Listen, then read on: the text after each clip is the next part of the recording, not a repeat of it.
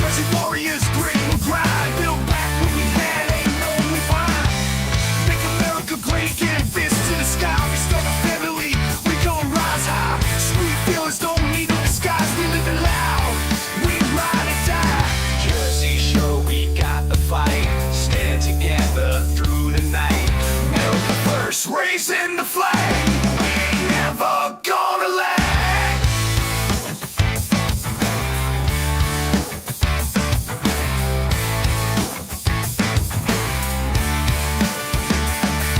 Stone cold hearts in the land of the free.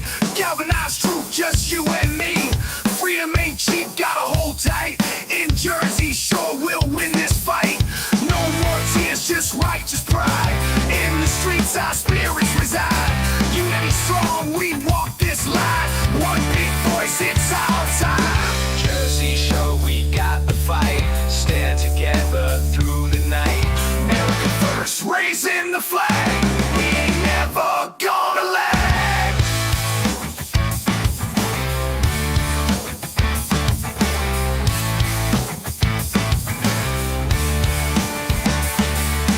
No more tears, just righteous pride. In the streets, our spirits reside. Unity strong, we walk this line. One big voice, it's our time.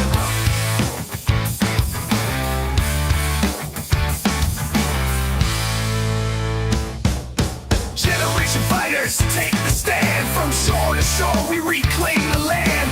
Grit and glory in every strand. In Jersey Shore, we make our stand.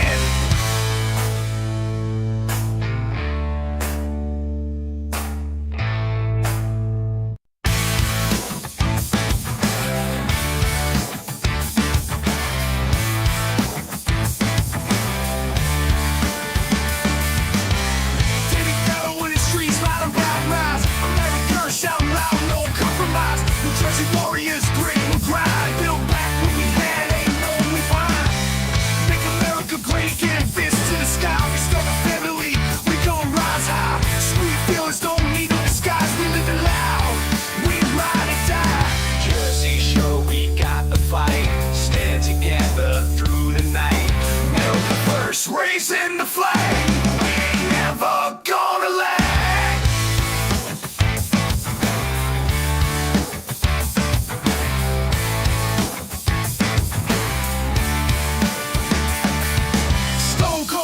In the land of the free, galvanized truth, just you and me. Freedom ain't cheap, gotta hold tight. In Jersey Shore, we'll win this fight. No more tears, just righteous pride. In the streets, our spirits reside. Unity strong, we walk this line. One big voice, it's our time. Jersey Shore, we got the fight. Stand together through the night. America first, raising the flag. We ain't never gonna lag.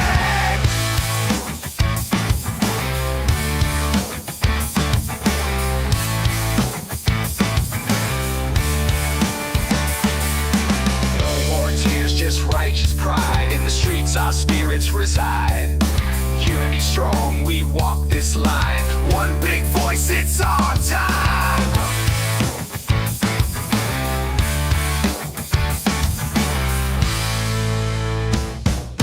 Generation fighters, take the stand. From shore to shore, we reclaim the land.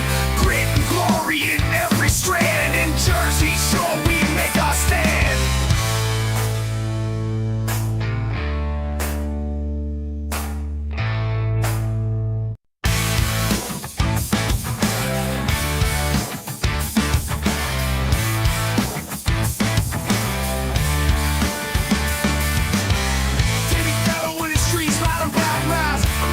Shout loud, no compromise.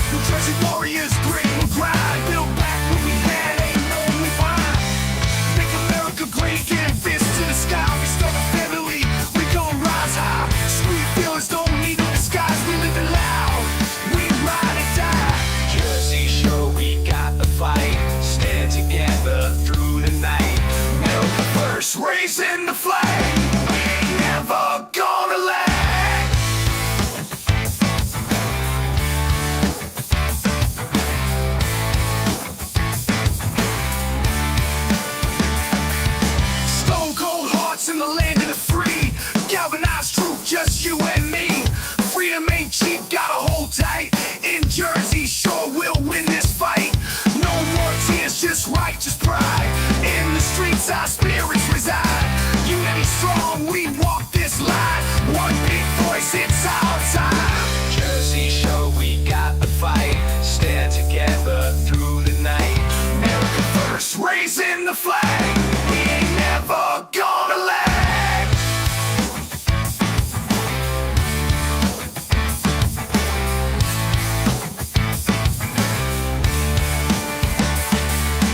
No more tears, just righteous pride. In the streets, our spirits reside.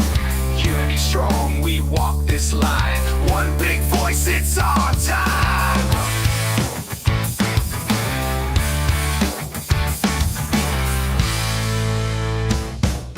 Generation fighters take the stand. From shore to shore, we reclaim the land. Grit and glory in every strand. In Jersey Shore, we make our stand.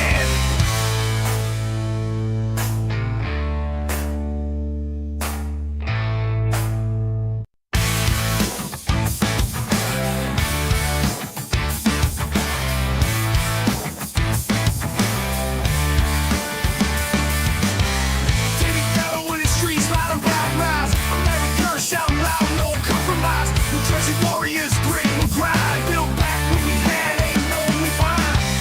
Make America great again, fist to the sky.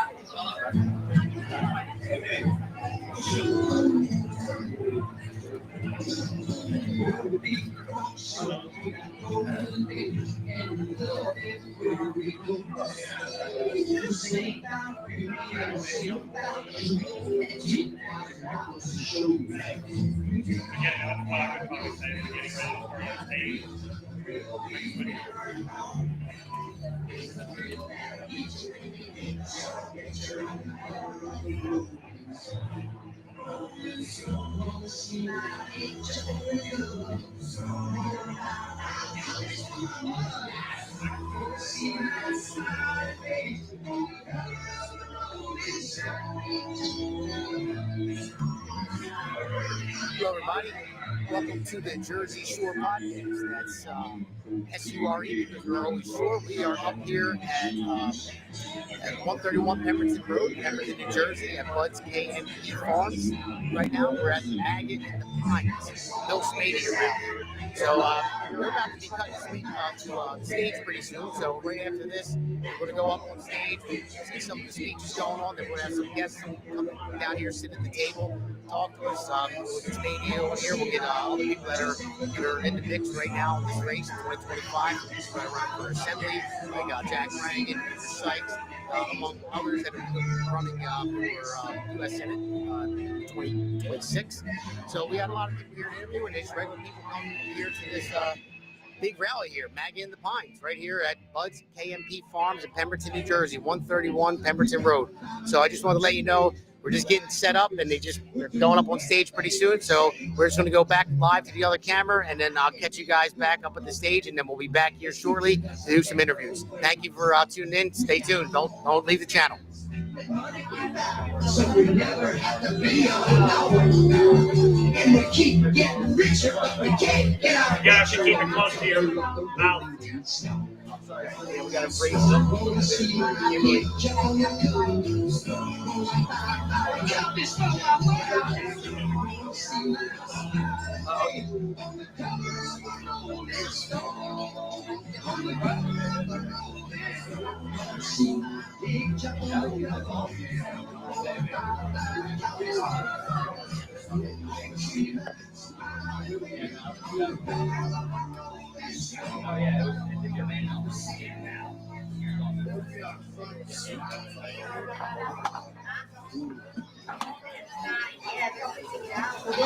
Ladies and gentlemen, here's a great new group that's probably sold more hit records in the last year than we have.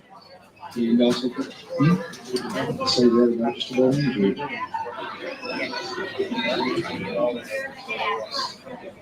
And here's one of the many groups that have sold a lot more records than we have. Ladies and gentlemen, Looking Glass.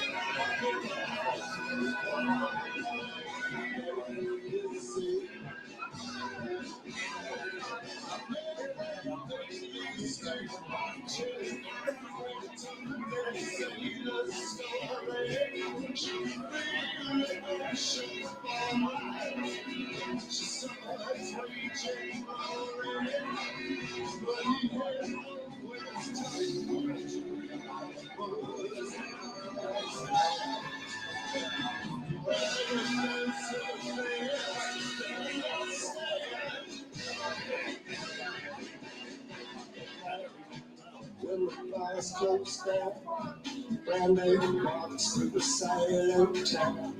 Love's on the man, he's not around. She still can't compare himself. She is himself.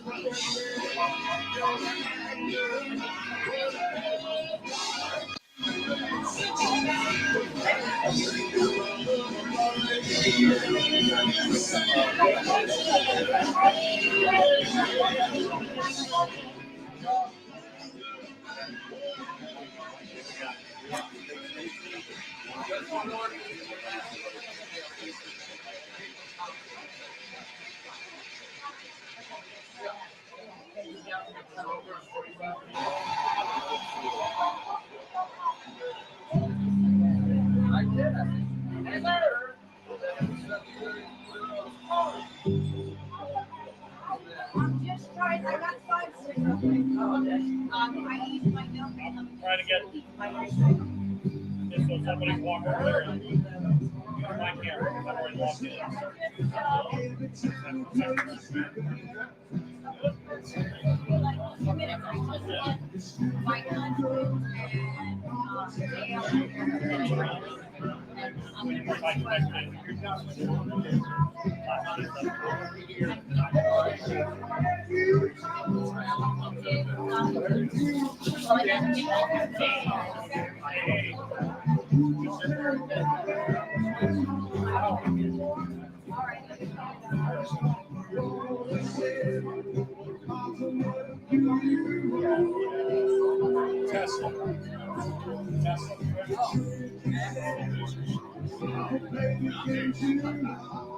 Hey, Damon.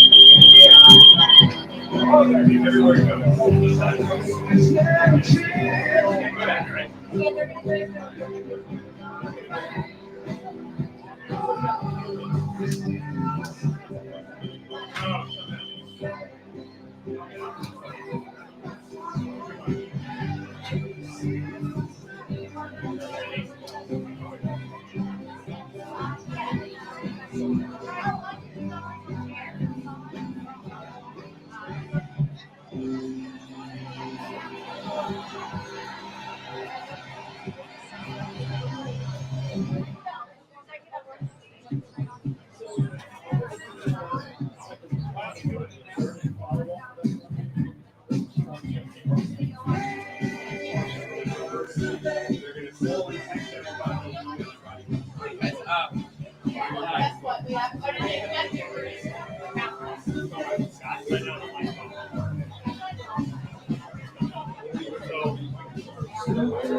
Yeah. Yeah, I can turn it on. I can switch it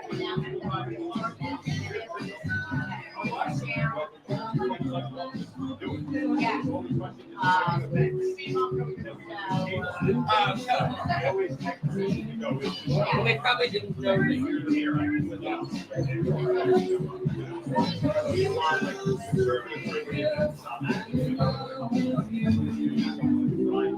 No ridiculous.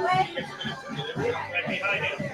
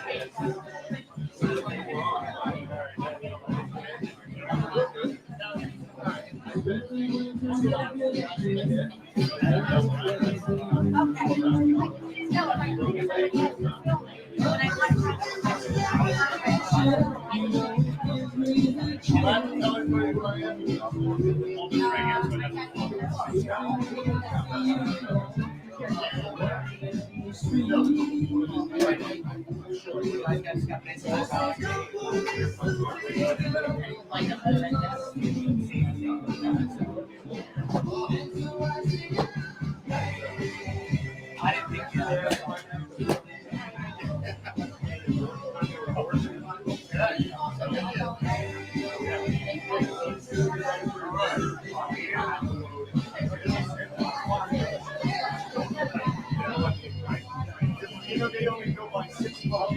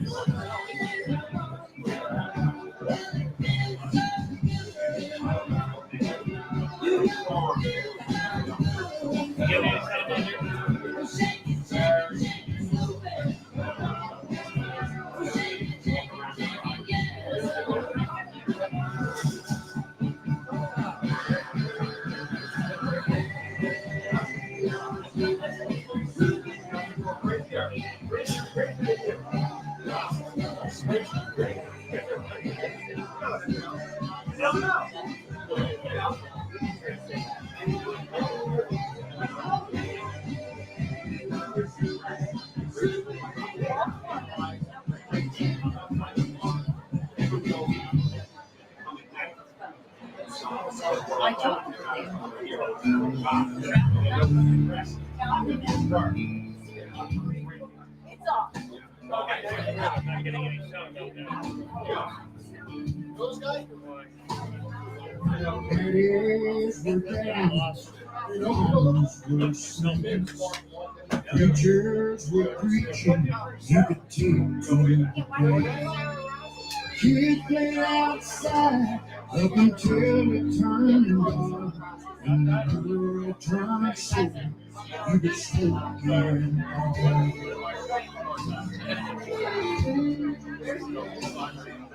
Trucks took a beating, working into.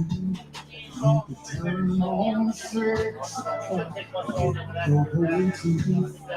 The street lamp was about the mama's riding on. When the world turned slow, you could smoke and call.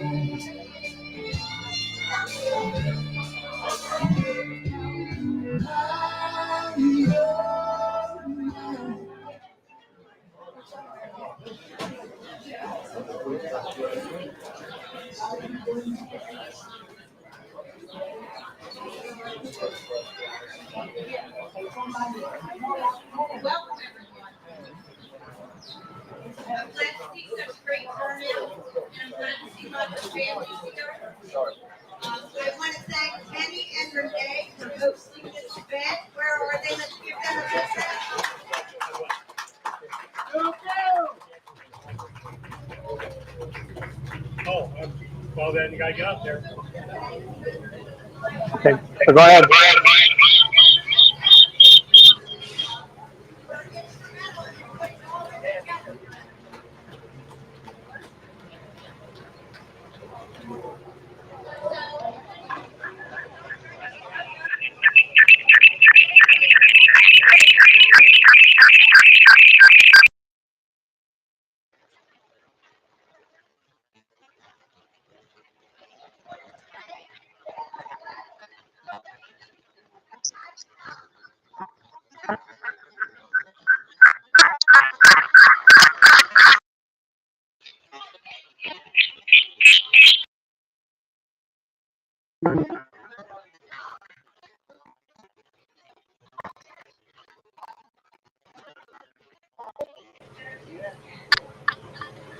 I want to see lots of people with their flags up every day till the election.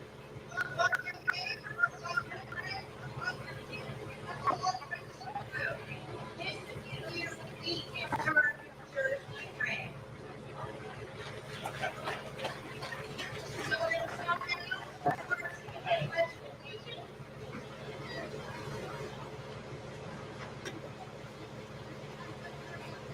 Everybody stand for the pledge, please.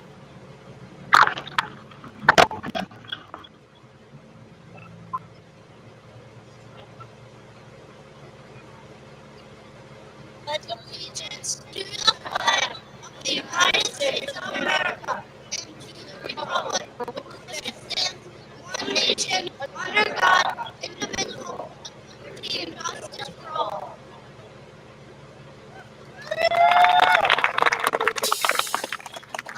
Okay, now I have our mayor here from Chemung, who is running for re-election, for those of you who are from Chemung. Yes, he's going to lead our opening prayer. Good evening, ladies and gentlemen. God Almighty, we come before you with humble hearts, asking for your blessing upon the land that we call home. God bless America. God bless Donald Trump and all of the leaders in his candidacy. Guide her with leaders with wisdom, fill America's people with compassion, and root her deeply in truth and righteousness. Today, we gather for this rally. We pray for every person present. May hearts be united in peace, minds be open to truth, and voices be lifted in hope. Grant safety, courage, and clarity of purpose to all those who speak, listen, and act today. Lord, we also cry out for justice. Where there is brokenness, bring healing. Where there is oppression, bring freedom. Where there is injustice, let your righteousness roll like a mighty river. Empower us to be instruments of your peace, to stand firm in love, and speak boldly with grace, and to work faithfully towards a more just and compassionate society. In your holy name we pray. Amen. Thank you, Mike. So, who did everybody come to see today?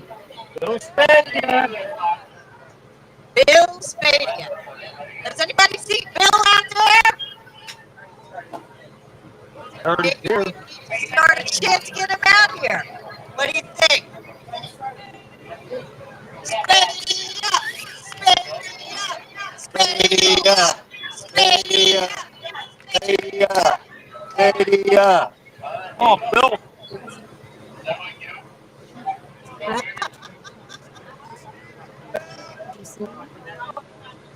Hey, Jody, where's your husband? We can't get him hooked up. Pressing the flag.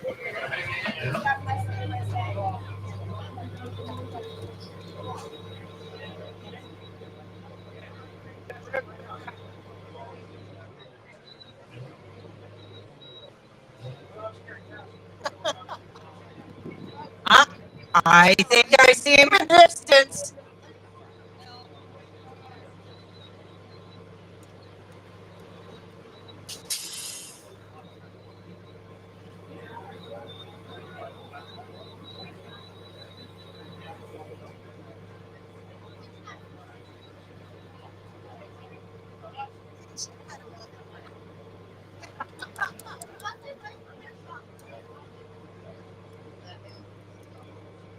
No, I'm not singing.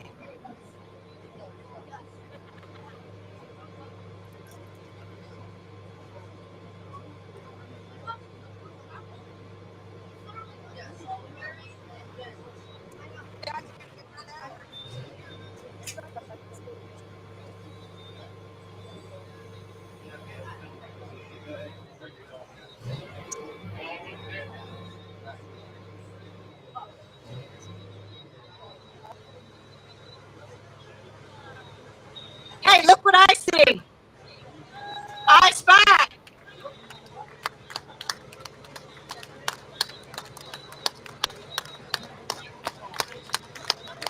It's the only way you can arrive in a farm.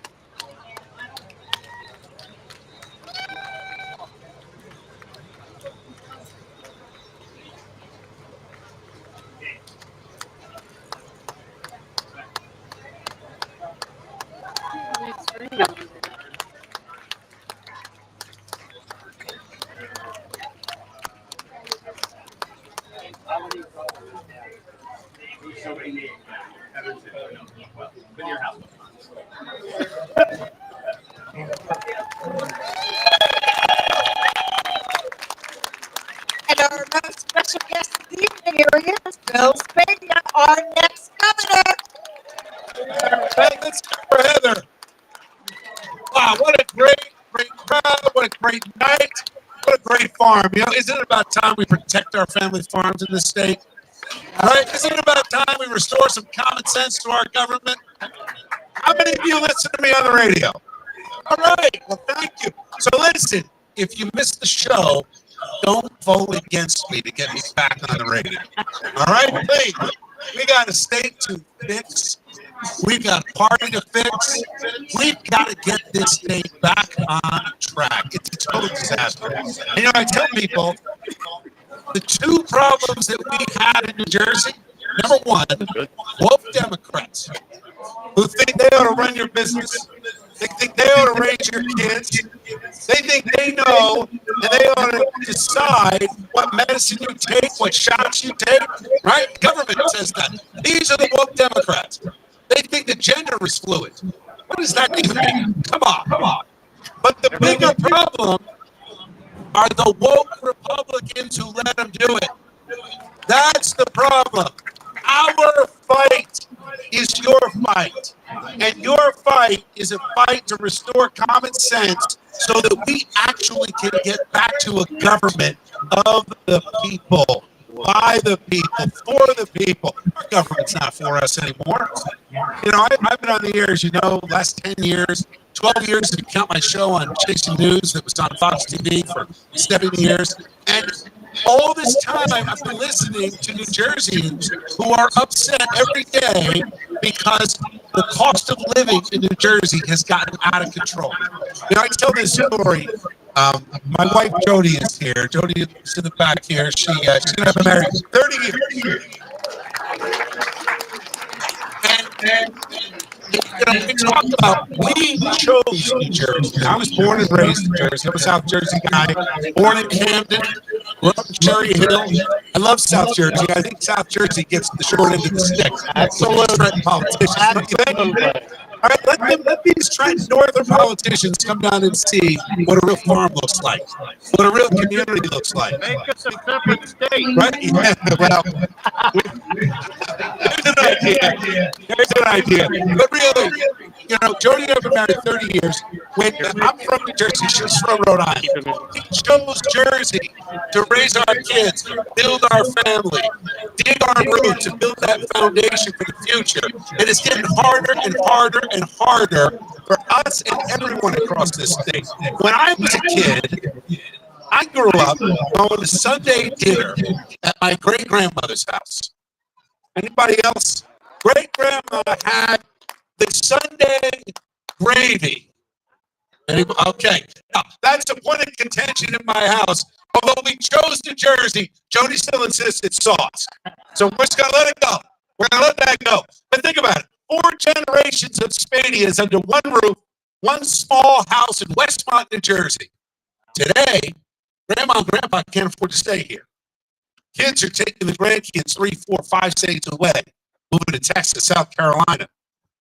And instead of seeing your grandparents and those generational family dinners, instead of having that every Sunday, you're lucky to see your kids and grandkids once, twice a year at the holidays. That's totally unacceptable. Totally unacceptable. Now, I am here to tell you, I served in the Marine Corps. I've started businesses. Thank you. Let's hear it from all the veterans who are here. Put your hands up. Where are our veterans? God bless our vets. God bless our veterans. How about law enforcement? Any cops here? All right, let's hear it for our police officers, our corrections officers. How about our nurses and teachers? Right? Nurses and teachers get a rough hand when it comes to New Jersey. Now, let me say this. How many of you have seen some ads or maybe gotten a mailer or two about just how bad I am? Anybody? All right, can anybody bring any of the mailers? All right, next time do it because I carry around a Sharpie. I sign them. And we're going to use them for confetti on election night when we win on June 10th. All right? Now, what is in those ads? First of all, who got the one where I'm hunched over like a troll under a bridge? Did you see that one? I said to Jody, where the hell was I took that picture? So here's the thing. My opponent, because I know there are a couple of the guys running, but really it's a two-man race. Between me and Jack Chitterelli, who's been running for 9 years. Guy's been running for governor for 9 years. He has spent $25 million over 9 years running for governor. And do you know him and his PACs have spent almost $5 million in the past 5 months doing what? Lying about me. You probably came here if you had questions and said, how did that guy, I think he supports illegal aliens. No, not true. But there's an ad that says I do. You know why? Because I did say the words 8 years ago on TV. I said there ought to be a pathway to citizenship. You know what they cut out of that ad? The question I was asked. I was asked, if someone comes here legally, and they're here legally for 15 years, they've got a wife and 2 kids in the school, never committed a crime, not even a parking ticket, but they ran afoul of our broken legal system and didn't get their visa renewed right away, should they be allowed to stay and have a pathway? And I said, yes. And you know who agrees with me? Donald Trump. And it's really sickening that the guy I'm running against would stoop so low as to lie about that. But you want to know why?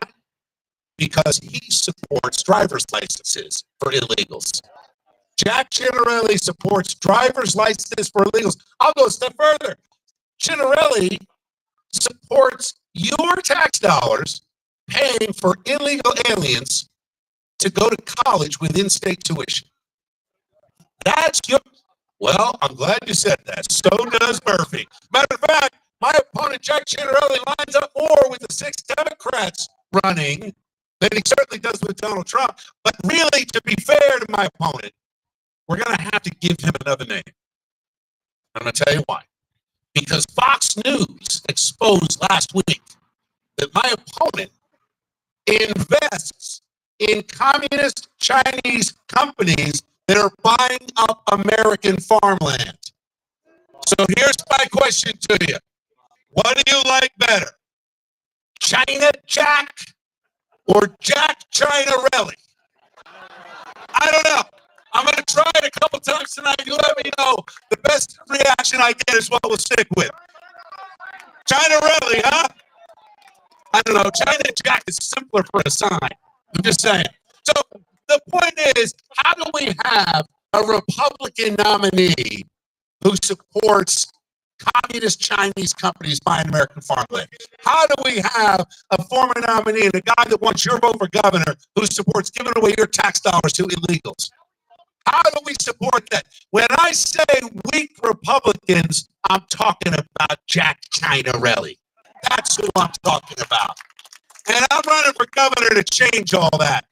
Because despite the out of context lies, I'm the only candidate running for governor that's had a conversation with Tom Homan about how we are going to secure New Jersey's borders. We're going to secure our borders. We're going to mobilize the state police assets and the National Guard and work hand in hand with Homeland Security to end illegal immigration in New Jersey. We're going to end it. And then let me tell you what we're going to do. We're going to empower our kids in middle school and high school to start taking up the trades, to learn agriculture, plumbing, electricity, all these things. Why are we forcing these kids to feel like they all go to college and have a six-figure debt with no job? It makes no sense. It makes no sense at all. We're going to change that. We only have 200,000 manufacturing jobs left in New Jersey. My goal in the first 2 years is to double that number. We need to start making things in New Jersey. This tractor, what'd you say, 1960? 1964. American parts. Right now, you buy a new tractor today, where are your parts coming from? China. China, Jack knows all about that. We're going to change that and start building things in New Jersey again. We need to invigorate our family farms. We need to have our family farms supplying food to our schools, our hospitals, our prisons. We need to stand up for our cops and our firefighters and our teachers. We've got to end this corruption of the elites in the back room who are owned by the lobbyists and the insiders and the lawyers. I've had enough of it. There's too many lawyers. But when I think about this, how do you all feel about men using women's bathrooms? All right, you want to know how China Jack feels about it?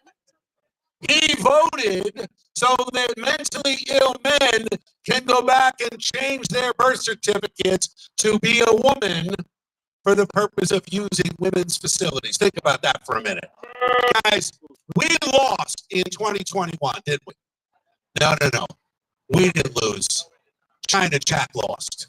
We lost because we got stuck with 4 more years of Phil Murphy. And you know what? There were 2 elections that year.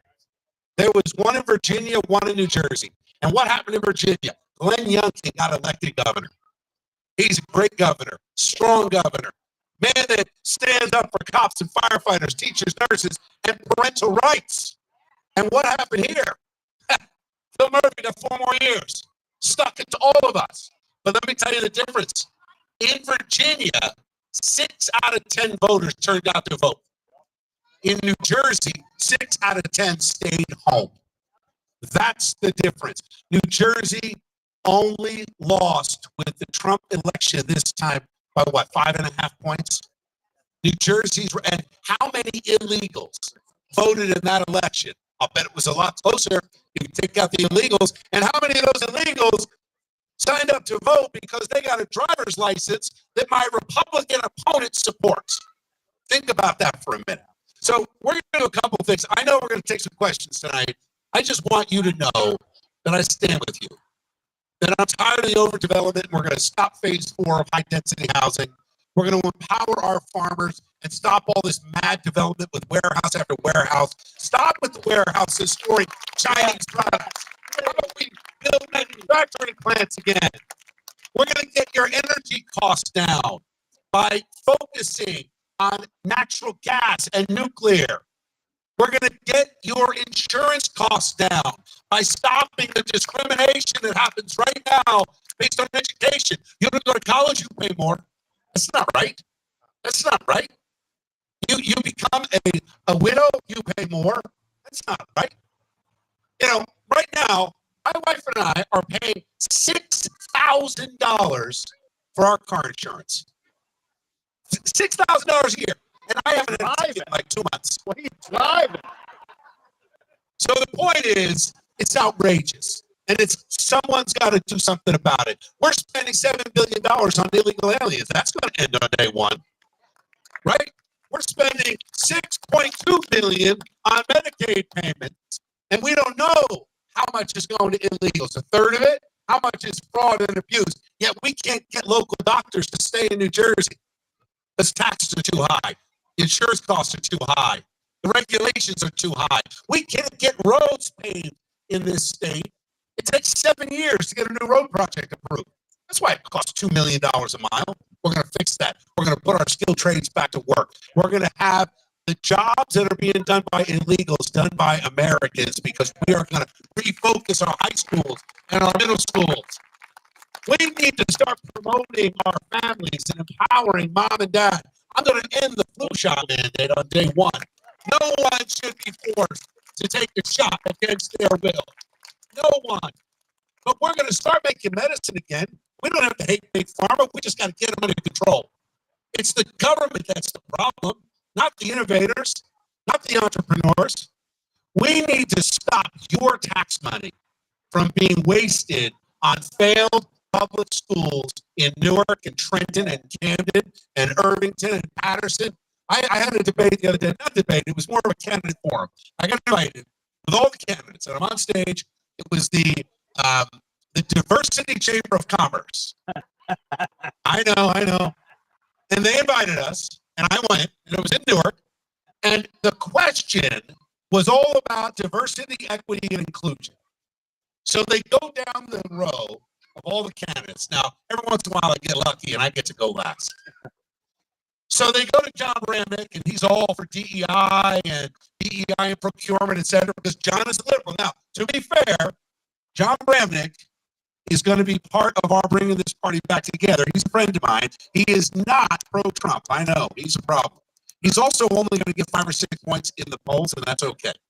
That's okay, because we're going to bring him in because he does know how government works. And the one thing I'll say about John Bramnick, he's honest.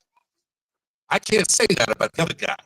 China Jack will tell you whatever you want to hear to take your money and take your vote. He doesn't care about lying. He's been lying about me for 5 months. There's no problem. So they go down the line. They get to China Relly. And he says, they asked him about DEI. And he said, well, we need to expand diversity, equity, and inclusion. And we need to add LGBTQ to our government procurement. Think about that. This is a Republican candidate for governor. Now they get to me. After all the Democrats said the same thing, and the crowd's cheering, and they're happy. And they say, well, Mr. Spadea, how do you feel? And what are you going to do to expand DEI when you're governor? I said, well, I'm going to sign an executive order on day one, and I'm going to end DEI in all government contracts and hiring. Now, I did not get that reaction that day.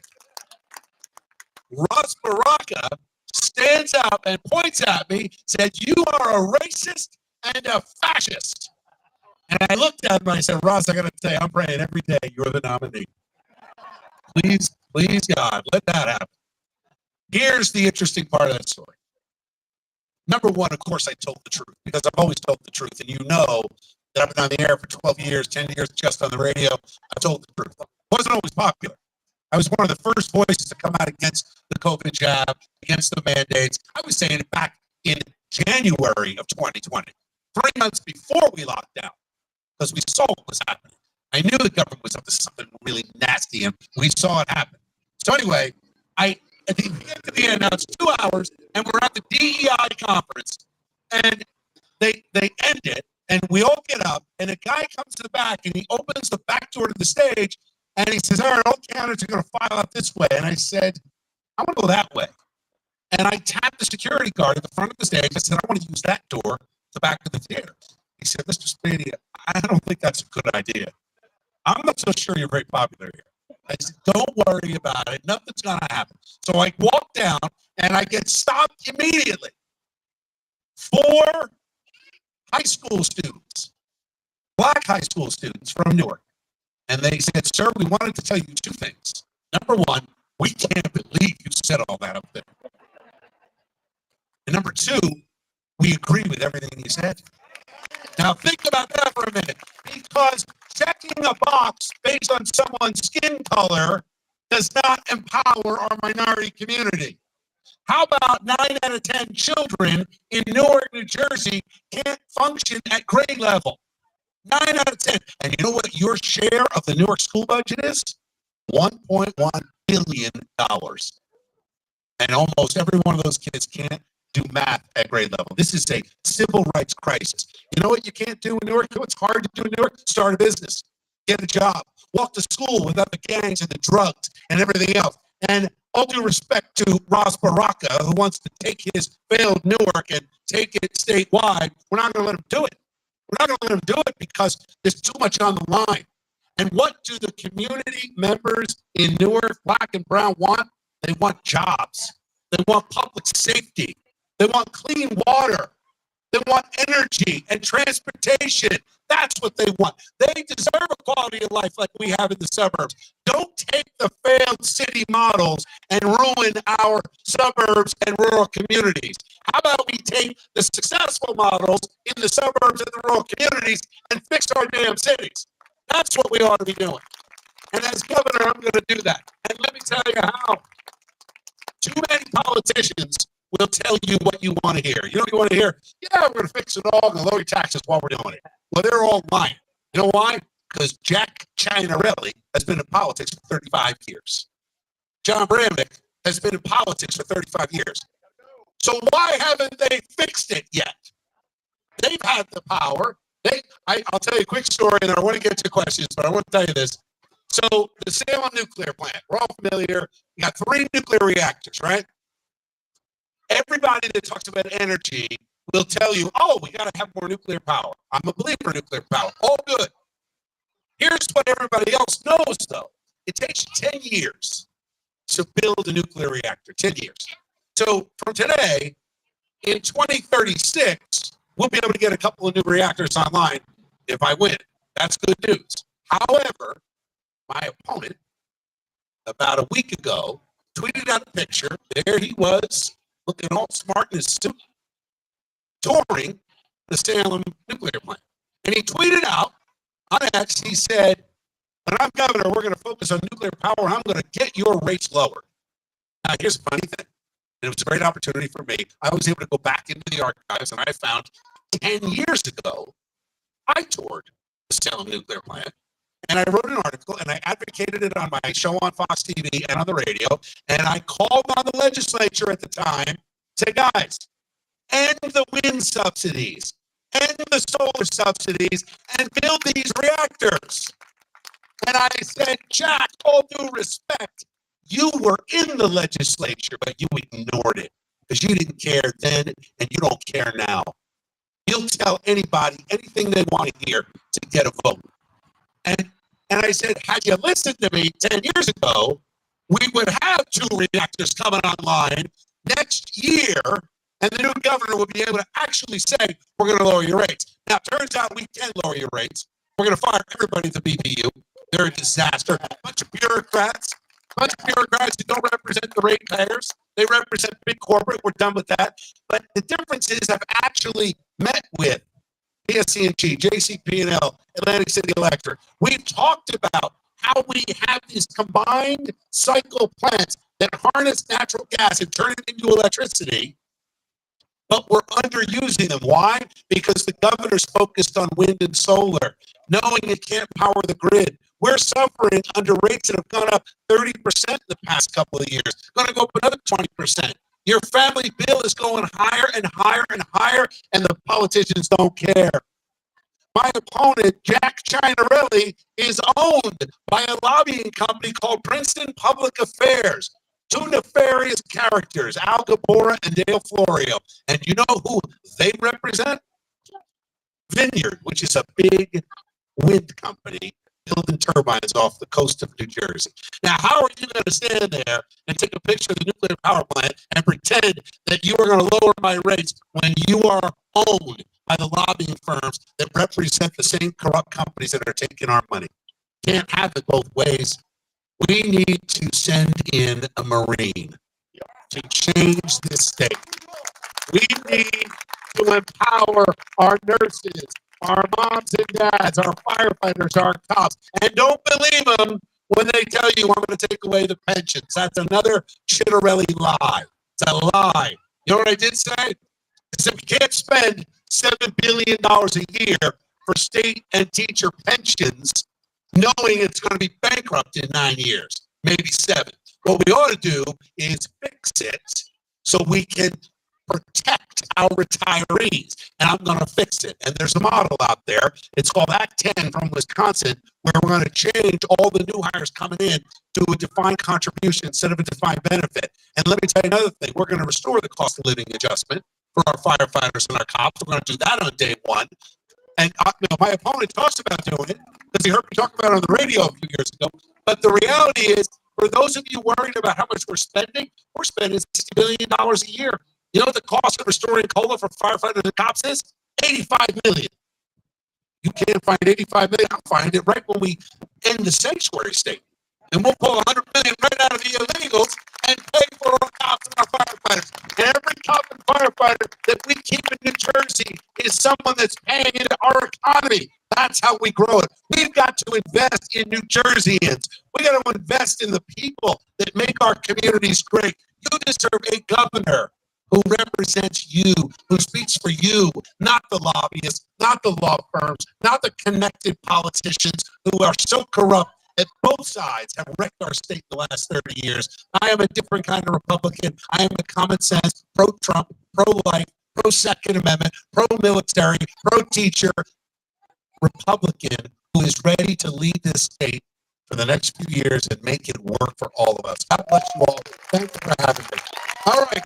Now, I understand we're going to take some questions. I've got some hands. You have a mic, Zach. You have a hand mic. All right, Zach is going to come out. Just yell at me. What do you want? Go ahead.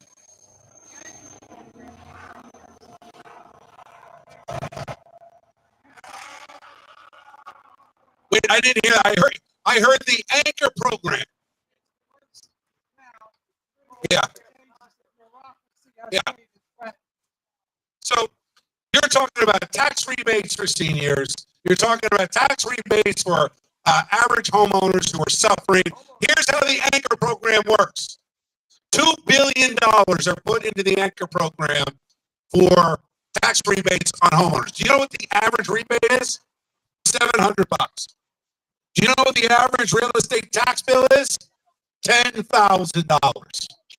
They tried a gimmick called Stay NJ. You heard of it. Stay NJ was this political concoction that they came up with, and they punted and it won't take effect till next year. Now, why'd they do that? Because they know we can't afford it. It's going to cost us $2 billion. Stay NJ was very simple. They said, if you're paying $10,000 in real estate taxes, we're going to give you $5,000 back. So I raised my hand. I said, well, that sounds pretty good. Where's the $5,000 coming from? Does the town still get 10? And they said, oh, yeah, town still gets 10. So that means you're creating another 5,000. Who's paying for that? Everybody who isn't 65 and older. So again, the assault on the working and middle class. You pay more taxes. And let me tell you something. If you're a cop or a firefighter or a teacher and you retire before you're 65, you're not waiting around for that check, paying $10,000 a year. We need to protect people in their prime income times. We need to keep people here who are empty nesters. We need to lower taxes starting at 55. And I'll tell you how we're going to do it. You know what the big cost is in your real estate taxes? Schools. In this county, you're probably paying 60% on average. Right? Mercer County, we're paying 65, 70. Thank you. So we're paying between 52 and 70% of our real estate tax bill on education. And billions of dollars are going to schools that the kids can't read or do math.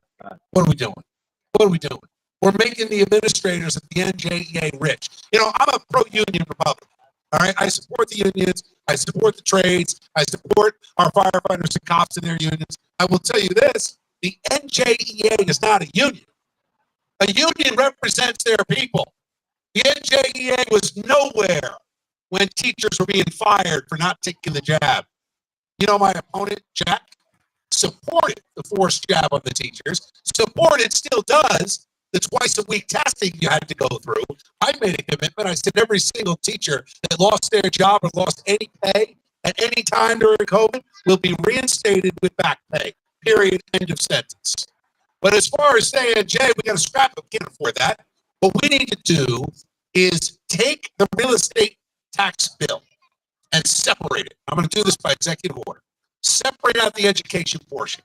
And then tell homeowners what percentage of your taxes are staying local, what percentage are going out. What percent of your income taxes are staying? What percentage are going out? How much are you actually paying for Newark and Camden and all these places? Now, how do you do it? We got to lower the cost. So I'm going to tell you this. Charter schools educate a child for 2/3 of the cost of a public school. The average cost in New Jersey is about $23,000 a student in public school. Average charter school cost $13,000. So what I'm going to do on day one to lower your taxes is I'm going to take over the Board of Ed in Newark. There are 28,000 children in Newark that go to the public school. 4,000 are on a list to get into a charter school. But Ross Baraka won't let them. The governor won't let them. I'm going to take over that Board of Ed, and I'm going to take those 4,000 kids and take them out of the failed public school and get them into a charter school.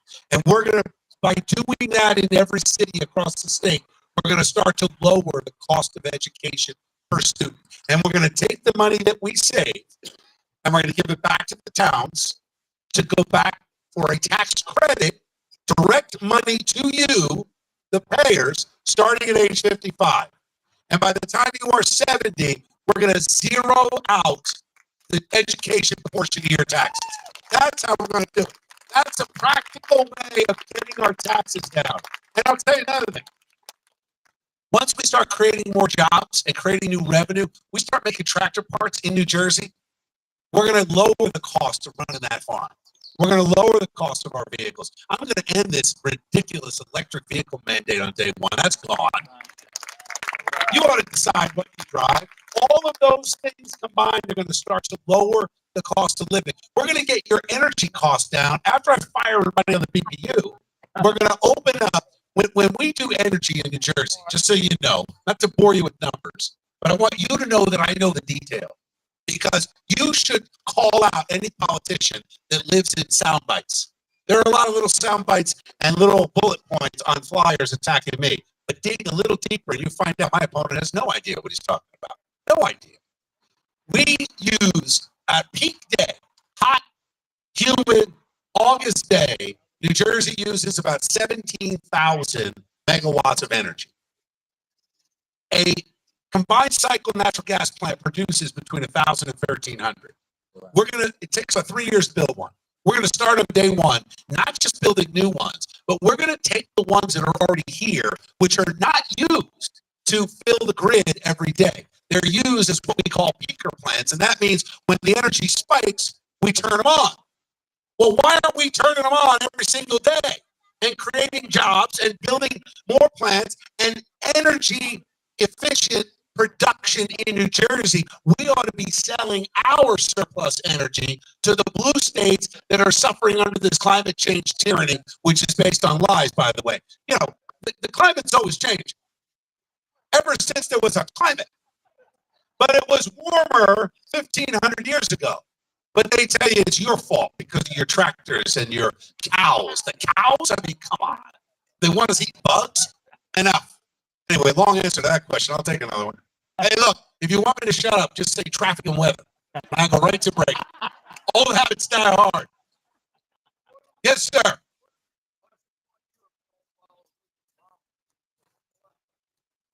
So if I don't follow through, yeah, well, my wife's accountable to it. She's going to make sure I'm doing the right job. Let me tell you. Let me answer that question because politicians are liars, right? So first thing is, I'm a father.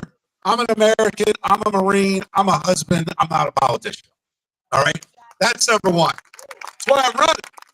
Number two, every executive running for office will tell you, here's what I'm going to do in the first 100 days, right? We hear about this, right? And what do they do in the first 100 days? Nothing. Why? Because they put it all on the legislature. Even my opponent, Jack, is saying, we're going to have a Republican legislature. Don't worry, it'll get done. And I said, Jack, either you're lying or you're stupid. I'm not sure. Maybe a combination. The Senate is not up for election this year. We actually cannot have a Republican majority in the legislature in 2025. So I am saying to you, I'm going to ignore the legislature.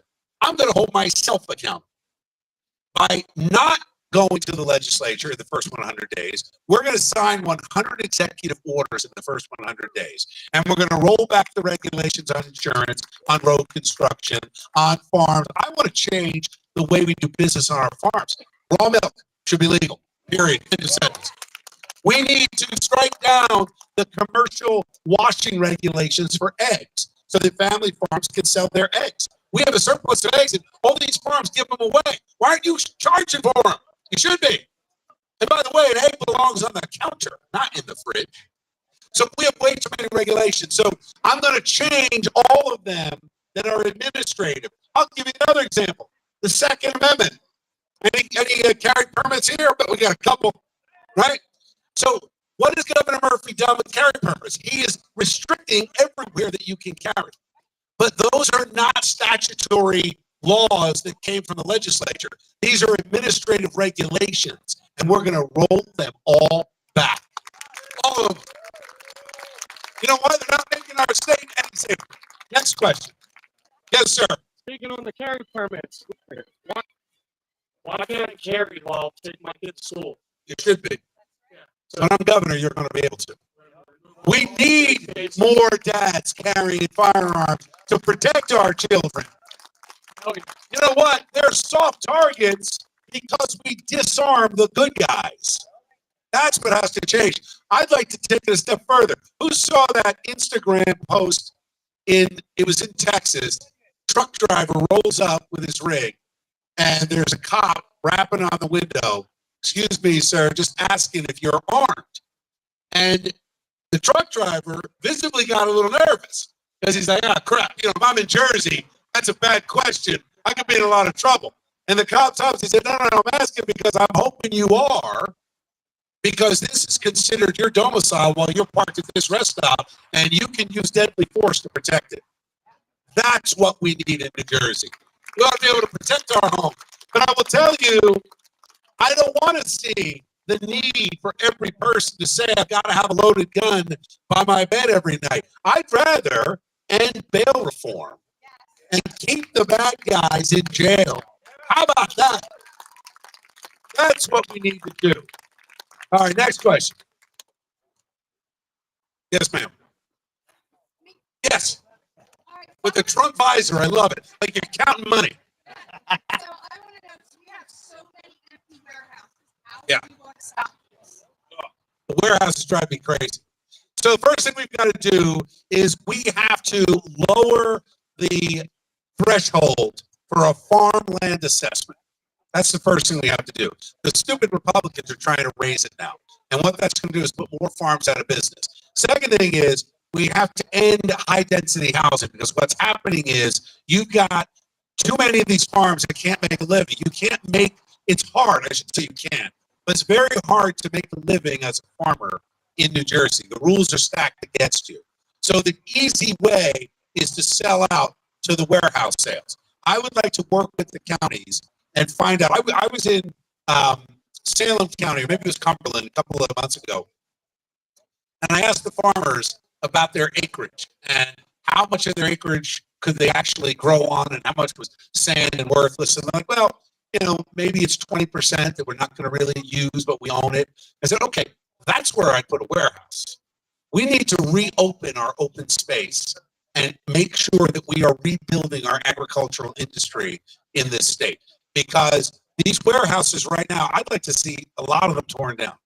And when we start building things in New Jersey, we're not going to need them. So, look, we tear down old homes, right? You get a home that needs to be raised because it's too old, it's infested, it's got to go. The knockdown.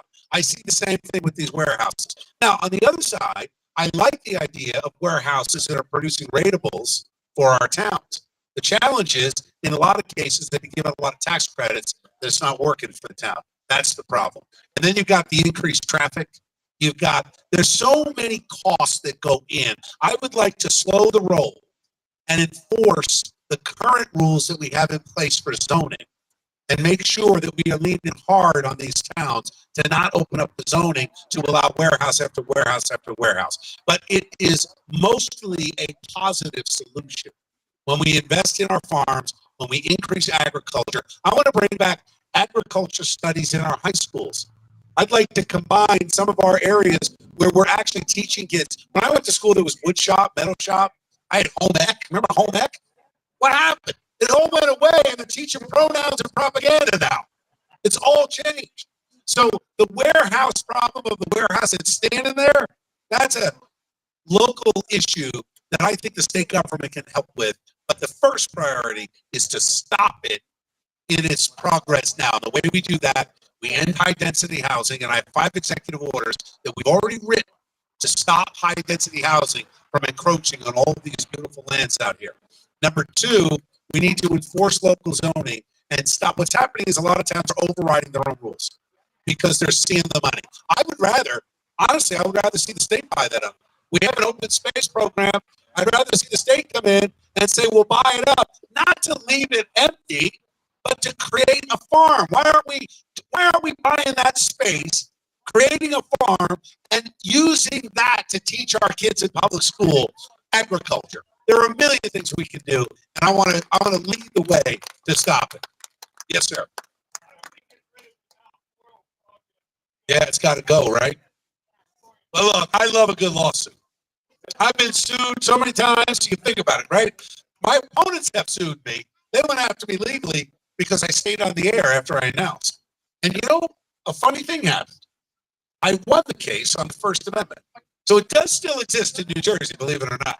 So what are we going to do about it? First thing I want to do, day one.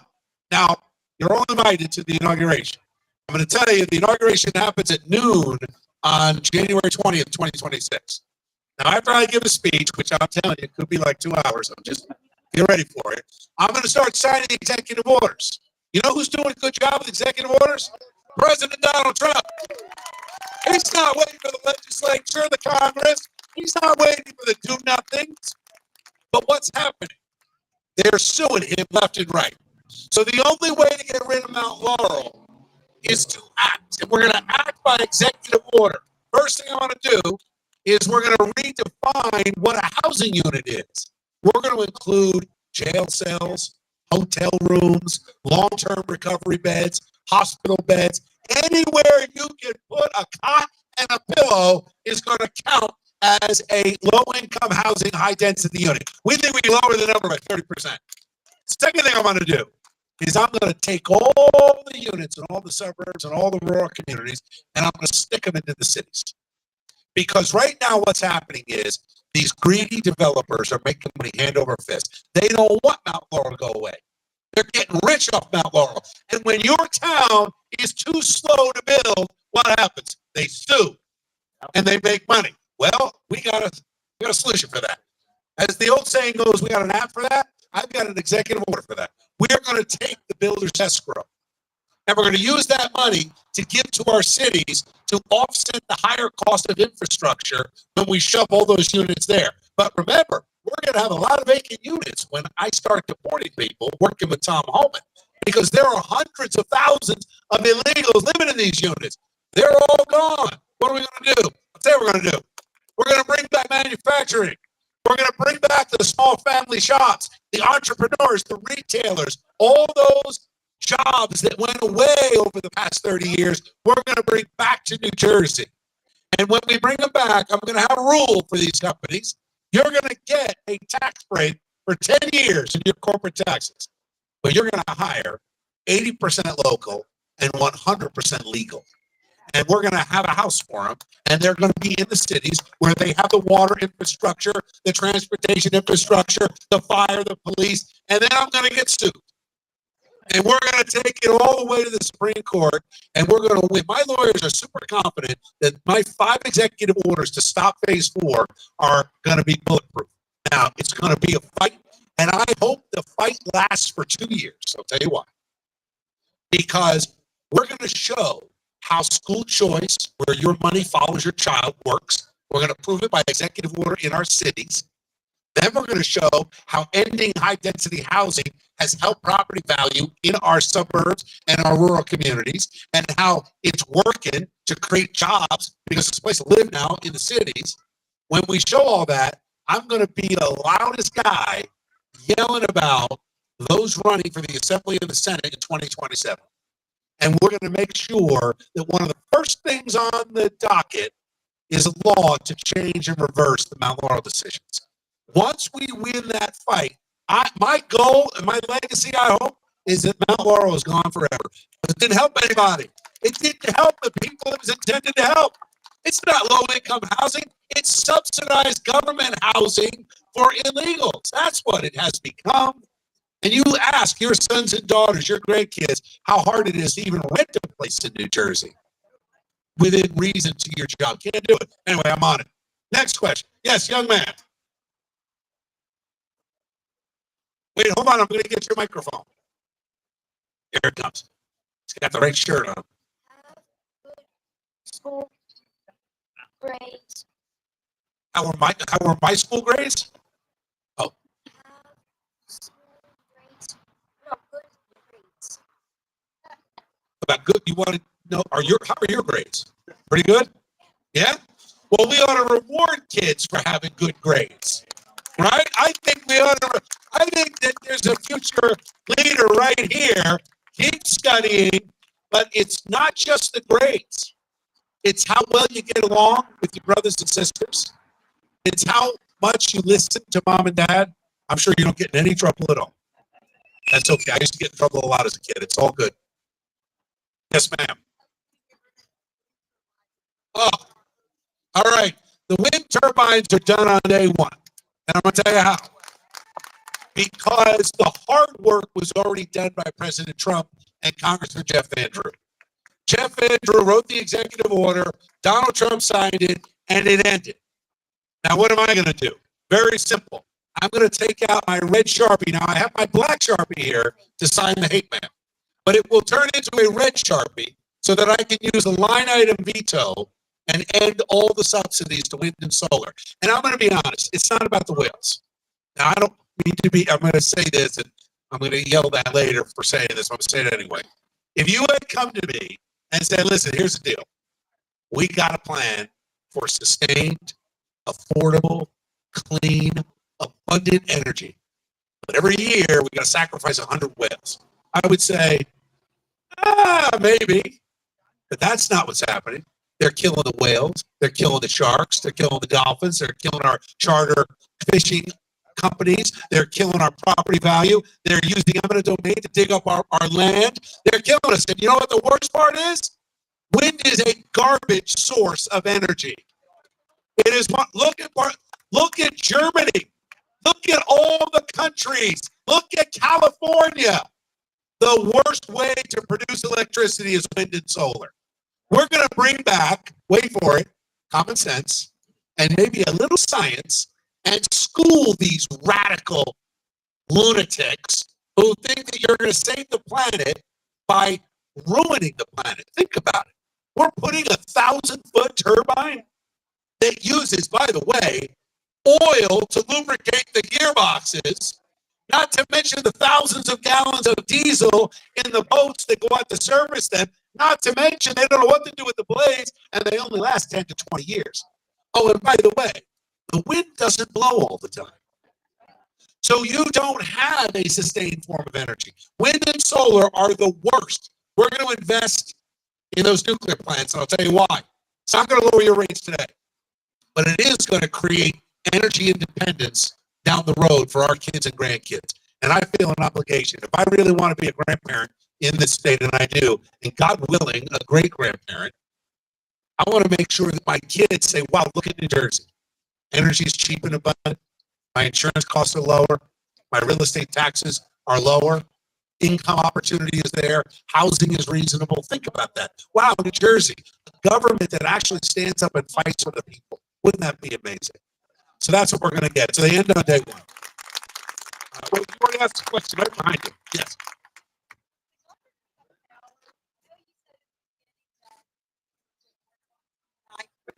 Yes.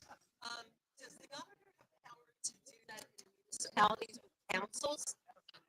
So the way the governor has power and connect, it's a good question. As far as how do you push the municipalities? Well, the way you push the municipalities is you withhold state aid. So I will tell you this, any school that violates President Trump's executive order about making sure that it's only men and boys in men's spaces and only girls and women in girls' spaces, they're not going to get a dime from the state. So we're going to use the power of the executive with that red Sharpie and say, you don't want to go and raise taxes to support some radical, crazy agenda. So we're going to stop it. And it won't be that hard. You know, guys, look what happened during COVID. How many people just fell in line and did what they were told? This is really a crisis of leadership. We haven't had strong enough Republicans to lead the way.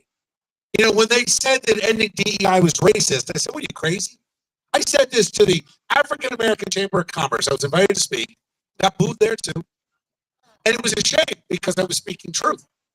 And they tried to call me out at it. They said, well, you know, Mr. Spadea, have you read the disparity study that shows that there's a gap between black and brown owned businesses and white owned businesses? I said, yes, I read the disparity study. It goes back to 2015 and it's gotten worse. I said, but I'll do one better. I read the other one from 2005 to 2015.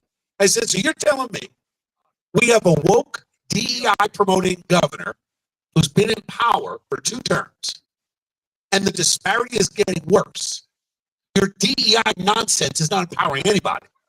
It's empowering lawyers to take lawsuits and hurt good companies. That's what's happening. We need to get into our cities and fix them. We need to get the housing. My God, the kids in Newark are drinking water that's got lead in it. You know, they tried to tell us that climate change caused the last drought. You heard this? Right? We've gone, by the way, 6 weeks without rain before.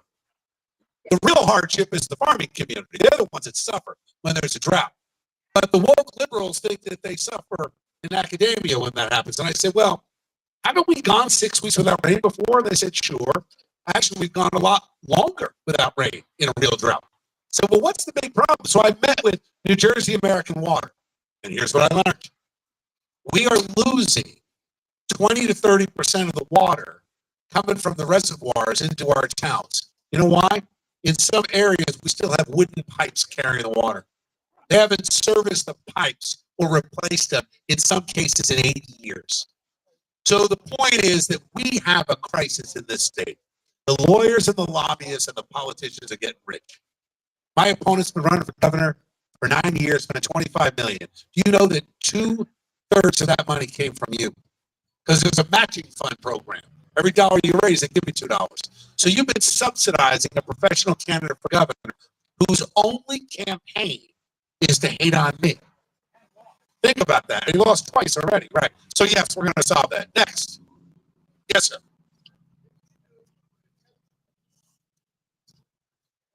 All right, I love this question. Now, I'm going to put this in context. The question is, what would you do about the chemtrails? All right, now, I'm gonna come clean. We're all friends, right? If you would ask me that question 5 years ago, I would have said, where's the tinfoil hat? You ask me now, we're going to ban it, is what we're going to do. We're going to ban it over New Jersey skies because I asked this question, I don't know, from chemtrails or contrails or what the hell's going on in the sky. I don't know, but I see it. I see it. And then I saw a news article a couple of years ago that Dubai, which is a city in the desert, had a flood. And they said, well, we overseeded the clouds. I said, you did what? That was real? I felt like an idiot. I'm like, that's really happening. So we're going to end this. Now, what is this? I asked this 2 years ago, if you noticed, New Hampshire and Tennessee banned chemtrails. So if they all acted to ban it, well, they obviously banned something that was real.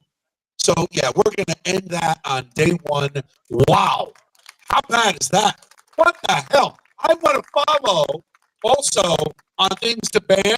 We got to step up what RFK is doing with Make America Healthy Again. How about we source our food for our schools from our local farms? How about we stop buying this processed garbage coming from all over the world? Enough already. No, we're not feeding our kids bugs. We're not doing it. Got plenty of great food right here in South Jersey. We could feed the entire state just on what we grow in South Jersey. But we got to make it easier to own a farm. We got to expand our farms. We got to invest in agriculture. We've got a lot of work to do. Got a lot of work to do, but we're going to start with the big ones. Yes, Jack. The good Jack. Yeah, after 4 years of a successful term, are you open to a second term as governor? So that question probably comes from my comments at the debate, which I got in trouble with all my consultants and managers and said, what the hell did you just say? I said, I am committing to serving one term. I didn't say only, but here's why I said it. The answer is, of course, but it's important to note that I'm going to put a lot on the line in the first 100 days because I won't have the legislature to blame. I won't have the courts to blame. I'm going to start signing executive orders and acting in a way that I believe will make the lives of New Jerseyans better. We're going to restore your constitutional liberties. We're going to restore your parental rights. We're going to end illegal immigration. We're going to change the rules of engagement for our cops. We're going to stand up for qualified immunity. I'm going to end bail reform, end illegal immigration. We're going to cut through all the red tape on our road construction. We're going to start to give out the incentives so that we can change our school system. I'm going to fire 8 of the 13 members of the State Board of Ed because all 8 have an expired term. They're all gone. And we're going to put in parents who support school choice, period. But if it all goes well, I'll leave that to the voters of New Jersey before I would commit to anything because I don't believe you should be running for office for yourself. Just to share a personal story, I don't know if you know Johnny Tobacco. He's a guy on Newsmax, right? You know, the Wise Guys show. So I'm on this Saturday, and we taped the interview earlier, and he said, man, what are you doing? Why are you running for governor? You know, you had a show lined up on Newsmax. You had the most successful radio show in the region. I mean, 1.5 million listeners. I was half the company revenue. I said, Johnny, I know. I've worked it out with Chris Ruddy. He's a friend of mine. And when I told him they were building a studio in my house, and I found out that China Jack was getting the support of all these establishment Republicans. The chairman here in Burlington County loves Jack. The chairman in Atlantic County. These guys are all backroom bums. They don't work for a living. They don't know what's happening in the real world. And I said, look, I gave up a very lucrative career for this reason. Jody and I talked about this. I said, we could retire in 4 years, but not in Jersey, because unless we fix it, it's A, unaffordable as a retiree, getting worse. B, how am I going to expect my kids to raise my grandkids in a state that shows pornography to grade schoolers? That is unacceptable. And you know the old saying, you want something done, sometimes you got to do it yourself. So really, I just got sick and tired and a little pissed off. I said, that's it. And I told the station I was leaving, and I announced, and I will tell you this, for those of you who are upset because you have received 9,000 pieces of mail, and I look uglier in each one of them. I love the one with the Boston hat. That's great. By the way, Jody's from Rhode Island, so I married a Red Sox fan. Don't hold that against me. Look, happy marriage, right? Sometimes you got to root for the Red Sox. But the point is that you're getting all this onslaught. None of it is about what my opponents are going to do for businesses, families, teachers, cops. It's all about hating me. So think about a guy that's running for the 3rd time, has limitless money. He's got more money than I do. And all he's doing is spending it to try to kill me. What does that tell you? Who's he afraid of? Is he afraid of me or is he afraid of you? I think he's afraid of us. Because it is us versus them. And I'm sick and tired of them.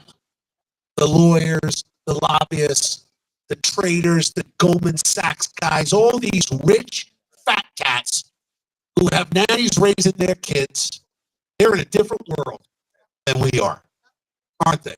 They don't understand what it is to drive over a pothole and blow out 2 tires and have to spend $800 to get the car fixed. They don't understand that. They don't understand the elderly woman who is making a choice between medicine and dog food for her pet because there isn't enough Medicaid money because they're spending billions on illegals. Do they not understand or do they not care? Maybe it's both. But either way, it's got to be fixed. And you've got my commitment. I'm going to fight like hell. I love this state. I love this country. I love my family. I love our communities. And I know that it takes sacrifice on behalf of our farmers that give us the food, our cops that keep our streets safe, our firefighters who run into burning buildings and not away, our teachers who spend the time dealing with everybody else's kid. I don't know how you do it. Our nurses who save lives. All of these people make up our community. And our community is under assault because they think they can take away our rights and get away with it. And for 30 years, they've gotten away with it. And I don't care if you're a Republican or a Democrat when it comes down to it, because I don't think Chris Christie did us any favors. Yeah. I don't think Christine Todd Whitman did us any favors. I know that John Corzine didn't do us any favors. And God only knows what goes on in the mind of Phil Murphy. But that's a man willing to sacrifice you, your family, your children. 10,000 seniors died during COVID, 10,000. Meanwhile, the rest of the country was opening up. The states that didn't close down fully had the lowest mortality rate. We were cheated. My father-in-law passed away during COVID, not from COVID.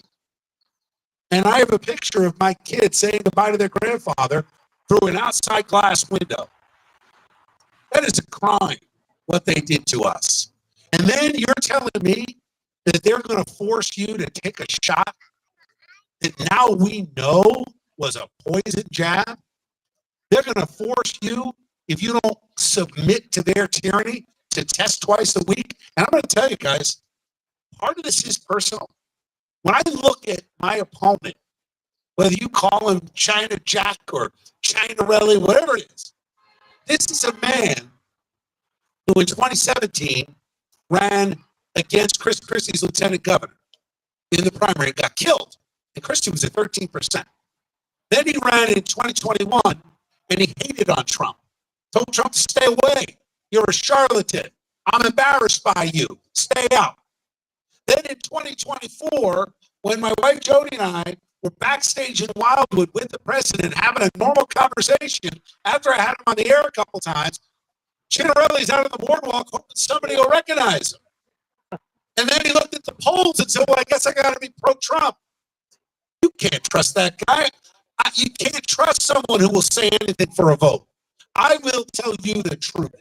I will tell you the truth about Sanjay. I'll tell you the truth about high-density housing. I'll tell you the truth about restoring COLA and our pensions and how we're going to fix our government. And I am running to do the job. I'm not running to use it as a resume pad. I'm certainly not doing it for the money. Because I walked away from a very lucrative career, but it's time.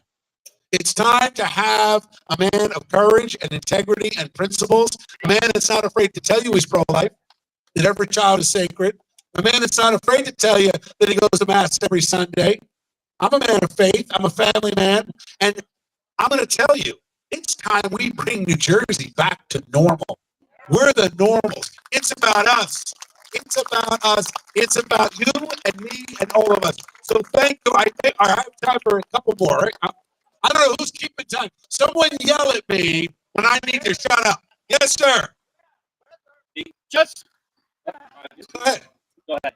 Just a few miles up the road is Warden State Forest. The DEP took it upon themselves to close hundreds of miles of the roads. What can you do as governor to open them back to the public? God willing, Jean LaTourette will stay on long enough for me to send him a text to tell him you're fired. What a bum. What a bum. What a bad guy. Had no reason to close that forest. We are going to open Wharton Forest on day one. Do you know, I learned how to drive in Wharton Forest. My dad had a stick shift Jeep that I learned in the old gravel pits near Basto. Right? I mean, we got to open it up. How about the 10,000 hunters and fishermen that didn't get their licenses renewed because of the incompetent DEP? We're going to fire everybody at the DEP, and we're going to end this absurdity and give the land back to the people. Day one. Yes, sir. Back to the Second Amendment. What are your thoughts on bringing the magazine capacity? Oh, the magazine capacity. If I could wave a wand, we'd be. There should not be a limit on capacity. It makes no sense. Magazine capacity limits don't keep people safe. I mean, you look at all these ridiculous things that happen. Look at what happens with the mass shootings and all that. They're all soft targets. People are unarmed. And let me tell you another thing. They're blaming the gun. They ought to be blaming the pharmaceuticals and the mental illness and the abuse of opioids. Because you look at almost every one of these school shooters, they've got some massive medical, psychological, psychotic problem that led them there. It ain't the gun. So the other thing I want to do, the flash suppressor rule is a sticking point with me. Because the fact that they base a rule on whether you can stick your pinky into the barrel of the gun, and if it fits, it's illegal. What the hell kind of rule is that? I don't even understand that rule. My son and I built an AR-15. And I built it, and I learned I ordered the wrong stock. It was adjustable. You know why? I know, right? You know why they have adjustable stocks? Because we're not all the same size. That's why. You should have an adjustable stock is actually safer, but not in Jersey.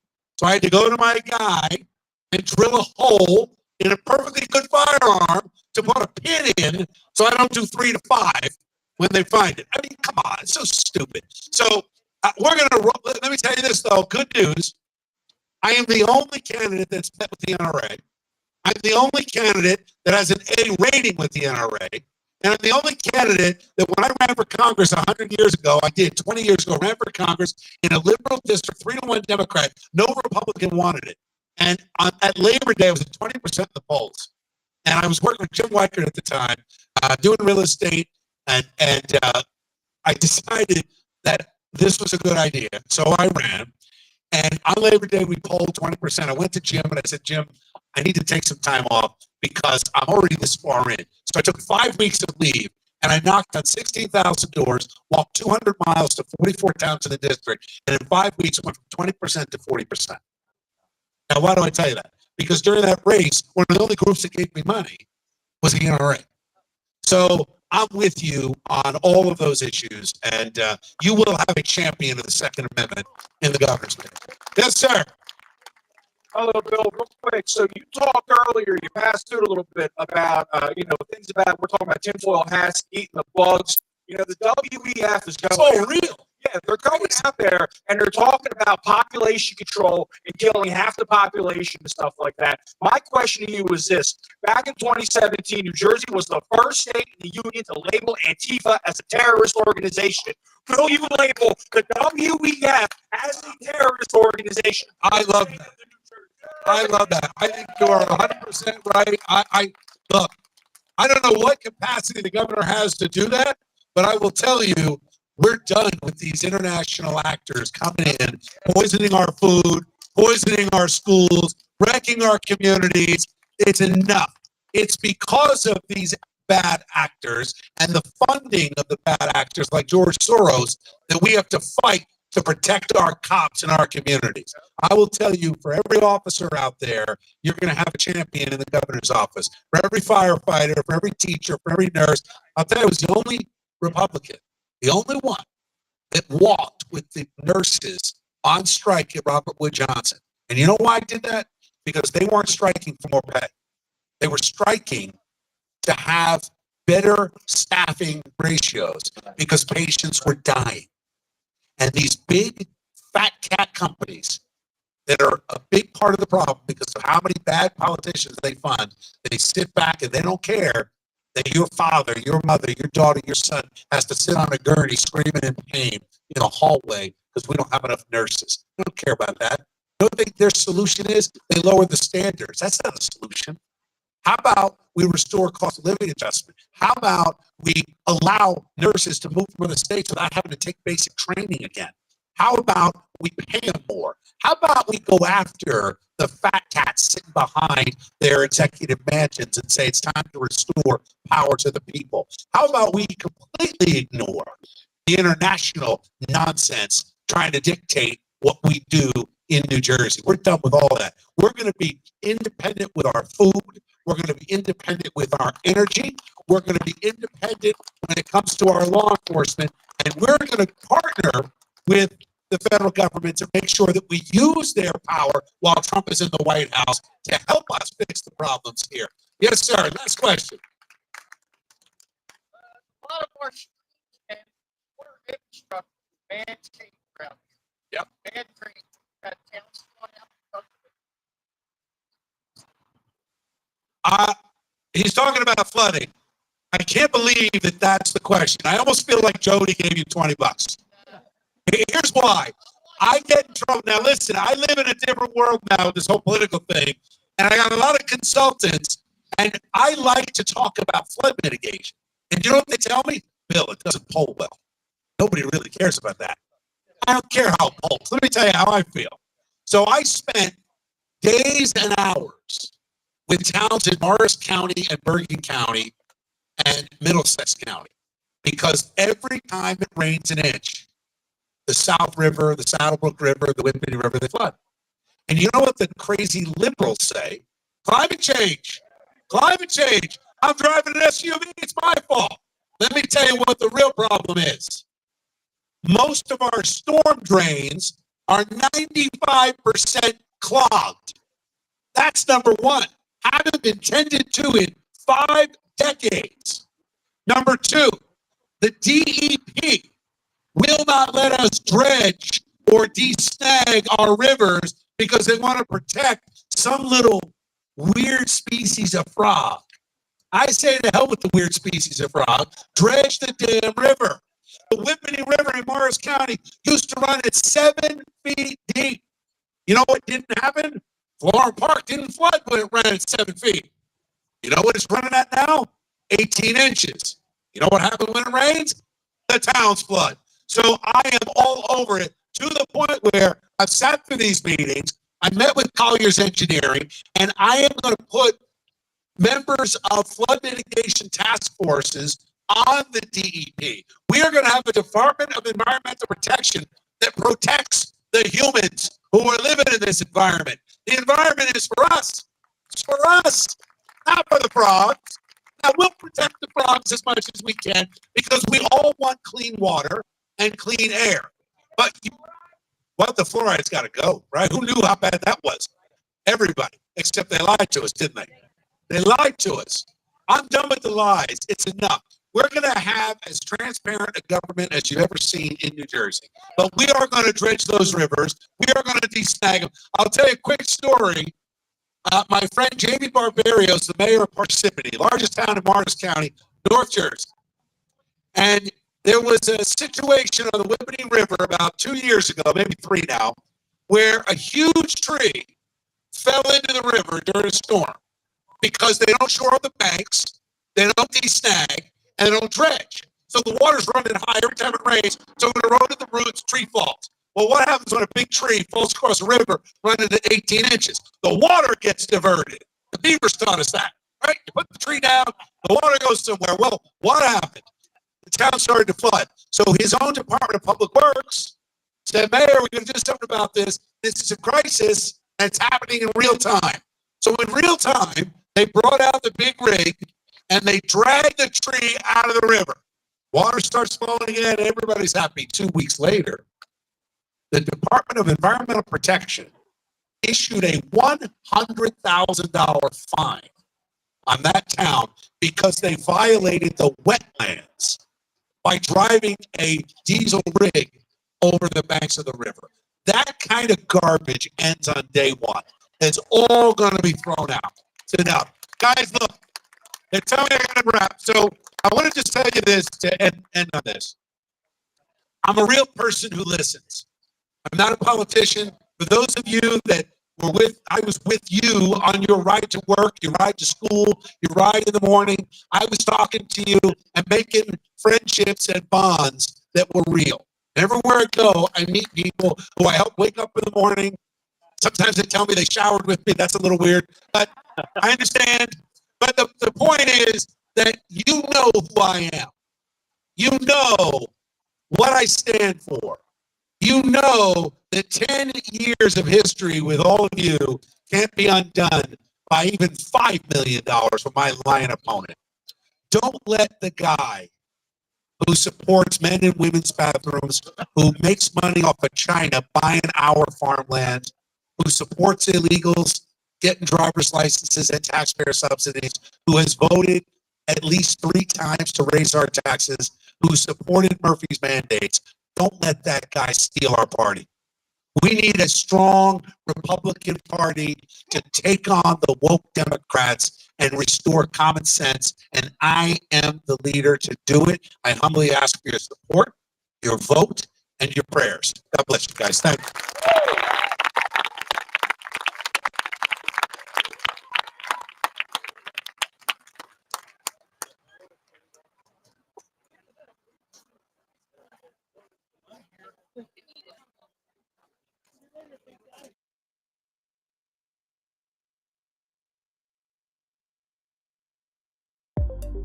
America's Pulse Network. The mainstream media is bought and paid for. The truth is twisted to fit their agenda.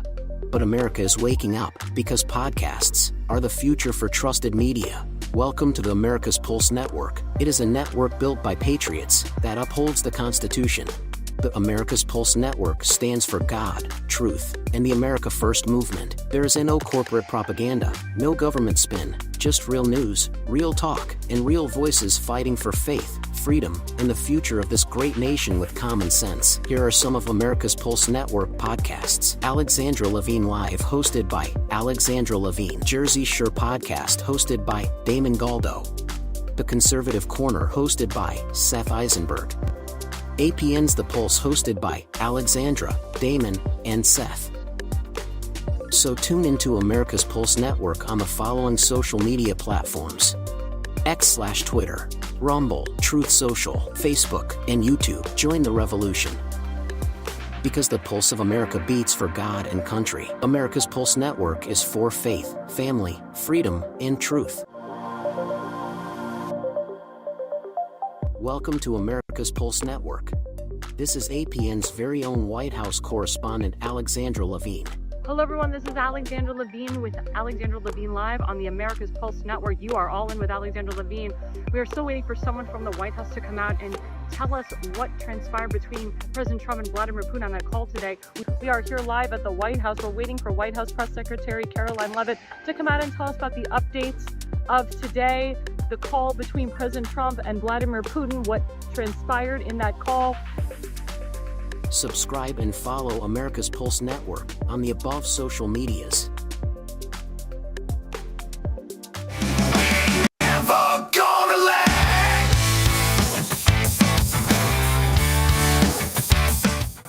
lag. But I like Spadea. I like the way he talks. I like his policies. I mean, I really think Spadea has a chance.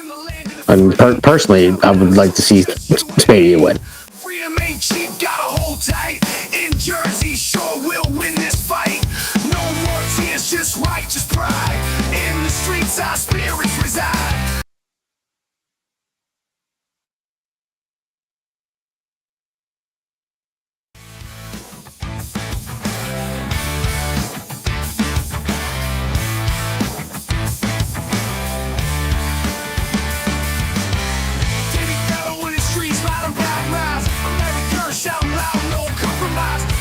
Warriors, grit and grind. Build back what we had, ain't no we find.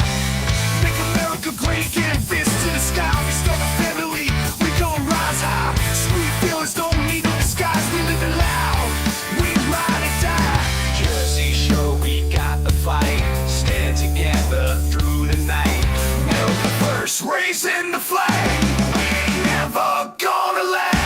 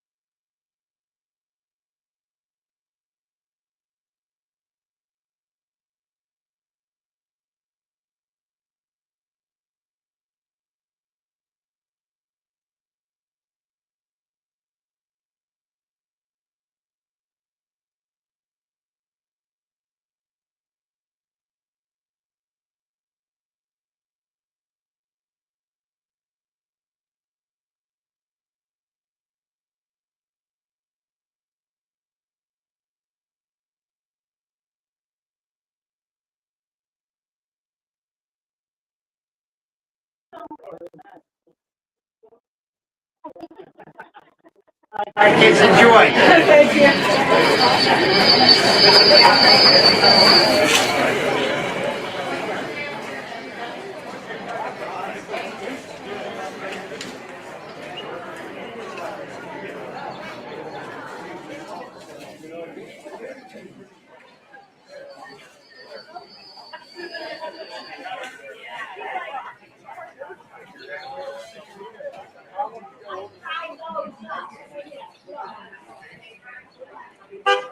You guys have people come talk to you? Not yet. We're waiting for them to come.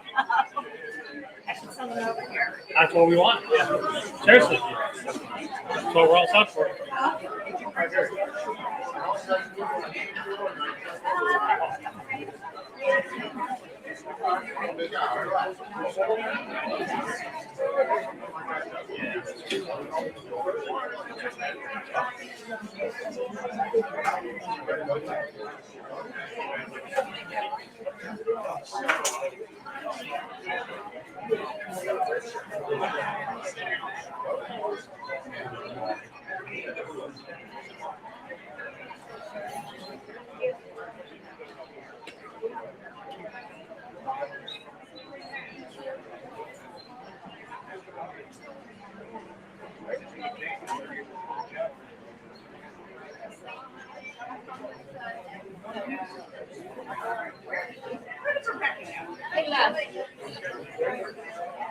Were they on the table? Were they on the table?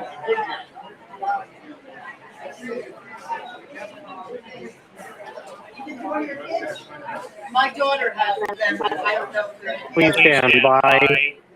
We're waiting for the interview with Bill Spadea. I can put it up on the page too. I got, Maria left with mine, so she has those things.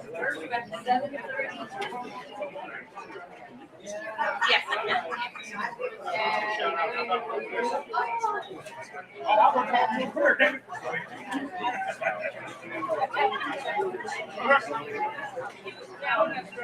Where's Damon at? The guy just told me they need people to talk to.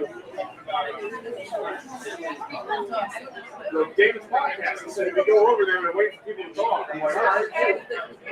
Hey, Pete. Pete. We got people who want to interview. Find them. I think he's trying to wrangle over Bill. I think. Well, we're live still. Hi, Damon. How are you?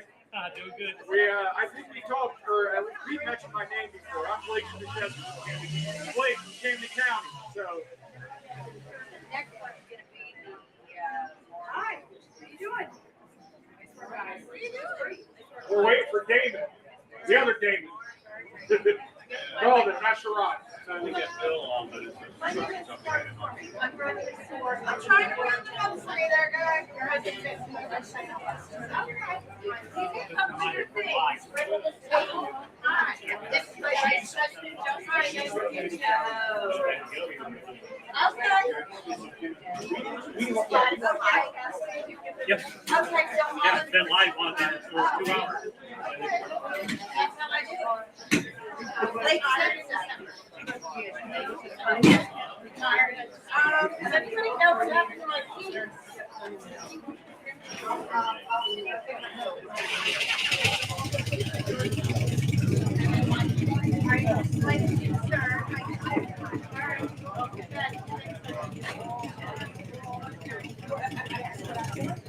my God.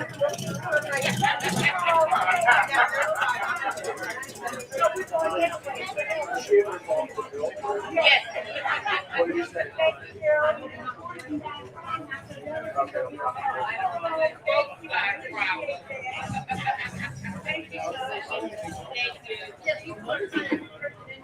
Oh, yes.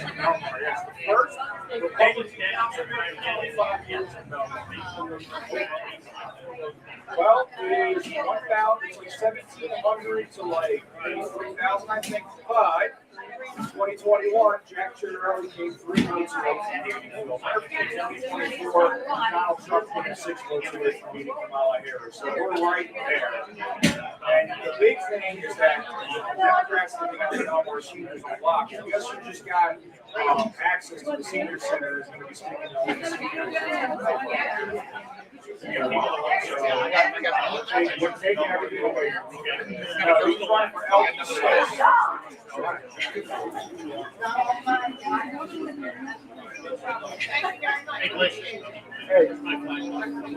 Where? Right there on the table, in front of the table. Oh, the cup? No. Oh, your flag. Oh, okay. That's nice.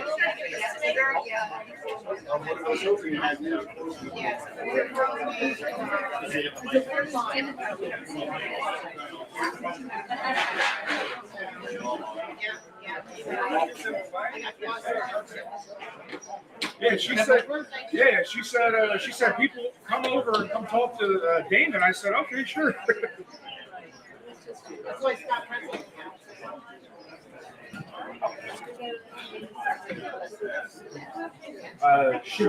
Blake should have. Hold on. Not yet.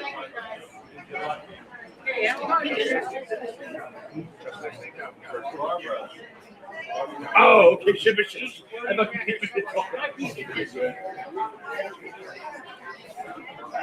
Okay. All right. We're back live here on the Durr podcast. You are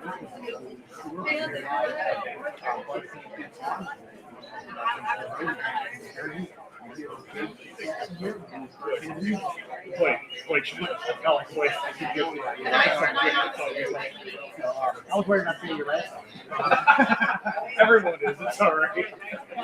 So it's actually a wonderful speaker. Oh man, it was actually, he didn't hold back. You asked him any question you possibly could, and he answered it. And he answered it good too. I look at all these other candidates out here. He's the only conservative, true conservative candidate that's running for governor right now. I like him and I support him. Yeah, he's over there.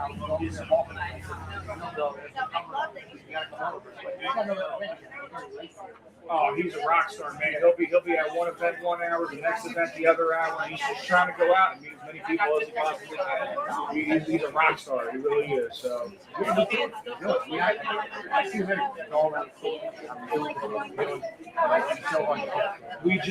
had him actually in Belmar, so Belmar Republican District Chair.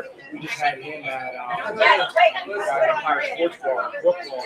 Came down and dressed everyone. We had a packed house. It was like maybe 50 people in a little basement of the bar or whatever, and it was awesome. It was great. So yeah, no, that's the other thing too is he's a grassroots type of guy. Like me being our organization, we had just like really kicked it up the next year about 7 months ago. I thought it was a long shot to ask him to come down, but I got in contact with his campaign and they said absolutely we do. We don't care how many people are there. We just want to talk to the people. And luckily for us, we had a good showing. So he's great. He's a wonderful guy. His campaign staff are awesome. They're all awesome. When he set up the statement, Yeah. What's his face was 8 years, you're saying? I gotta get my gate man. Yeah. So he doesn't have that. It's almost like he's not jumping. You know what I mean? Yeah. And that's not like that's like regular normal people. Everyday people should run for office. Like everyone should get involved. Not just get out and vote, but get involved. Yeah, absolutely. And the other thing too is when he says something, he says it. Everything that he said today, I heard him say before. He doesn't know he doesn't change his answer based on the environment that he's in. I'm not going to call out names, but the gentleman that had ran back in 2021, he said that he didn't need Trump's help and he didn't need Trump's support. Now he's going around saying that he's the Trump candidate, he's the Trump guy, and it's like, well, what changed in 3 years? Is it truly because you changed your mind, or is it because you're trying to win the primary for the gubernatorial election because a real candidate like Bill Spadea is running now, and he does support Trump 100%. So yeah, it seems like everyone's jumping on the Trump train, even though they weren't Trump. Exactly. I know. I mean, that's why I like Bill. I think Bill's authentic. And one thing that stuck out for me with him, I mean, the first time I met him in person, he actually came to my house for a rally for Senator Durr at the time when he was running again, and you know, and I met his wife Jody, and I just look at him. He's a family man, and when you're committed like that, and married for all those years and kids, you know, that shows commitment to your constituents, like what you're going to do for your state too. If you're committed like that, Grab Bill, bring him over here. okay. So Bill's going to come over. All right. Awesome. Yeah. We almost got to kidnap Bill to give him over here. They got so many people over there crowding him. The man of the hour right now. So we're gonna. Hey Jack, if you want to come on at any time, you come on. Yeah, I was gonna say I'll keep this short. I gotta talk to you next Friday anyway. So yeah, I'll be seeing you. We'll be having a long conversation. Yeah, absolutely. So yeah, you'll be in studio. Yeah. All right, man. I just wanted to say hi. Thank you, my man. I appreciate it. We gotta get Kenny up here too. Hey, how you doing? Yeah. You want Jonathan? I'm Damon. Nice to meet you. Nice to meet you. I'm the vice chair of the Burlington County Young Republicans. Oh, okay. Oh, sure. So you. Yeah, go ahead. So you know Patrick then? Patrick Farley? Oh, yeah, yes. Yeah. Oh, you're Damon. I'm Damon. Shit, I'm Jonathan. Yeah. Yeah, we met. We've talked on the phone. Hey, either one. Let them keep coming. So, how are you? So, tell everybody who you are. Yeah. Oh yeah, so I'm Jonathan Duff. I was I'm 24. I was the nominee for Burlington County Commissioner last year, and I am now the vice chair of the Burlington County Young Republicans. So how'd that come about? I just did it. That's the most important thing I think is that right now in New Jersey politics, there are so many people who feel like they have to go through this arcane process of the smoky room in the back door, the back room, smoky, kind of like these big entrenched institutionalists who are going to direct you what to say, what to think, what to do, how to use the money for the campaign, that kind of thing.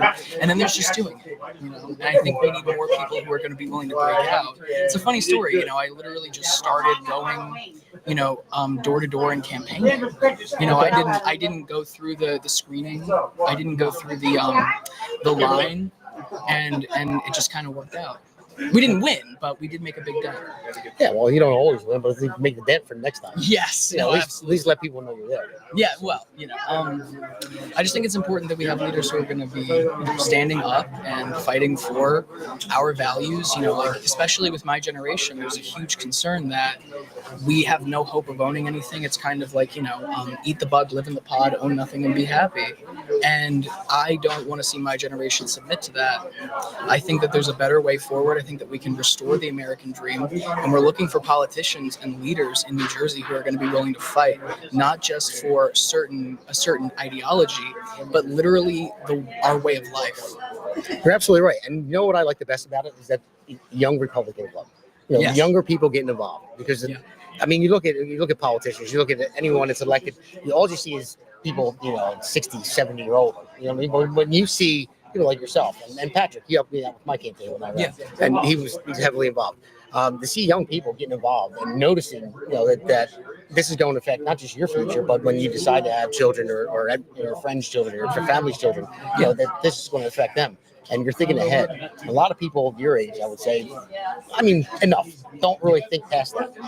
The fact that you guys are already thinking like that, it's a good start. Oh, I appreciate that. And, it's really, you said, when we have kids, they will inherit the decisions that we're making right now. And it's very true, but it's also a question of whether we can have kids. And what I mean by that is that there's a majority of people who don't have kids in my generation. If you look at the surveys, they say they want to have kids, but they can't. And the number one thing that they say is that they can't afford it. And when you're cramping people in, tiny apartments, townhomes made of sawdust in this state for $450,000 starting, who's going to be able to afford that? Who's going to be able to afford, a working middle class in New Jersey? Here comes Bill. But one thing I will say before Bill comes over, there's never a good time to have kids. You can't just go by the economy, go by money, how much money you're making, stuff like that. We want people to be. Hey, there comes Bill. Hey, we go.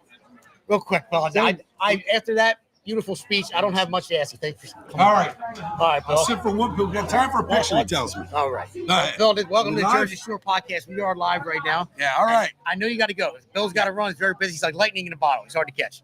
So I only have one question really to ask you, because after that speech, we called it all out. Excellent. So it's out there. So Trump has had 4 years to overturn all the stuff that Biden has done. 4 years. Right. You have 8 years of Well, negative actually, impact on Damon, New we're, Jersey. we have 8 years that we have to undo. We're going to undo it in 18 months because I'm not going to wait for the courts. I'm not going to wait for the legislature.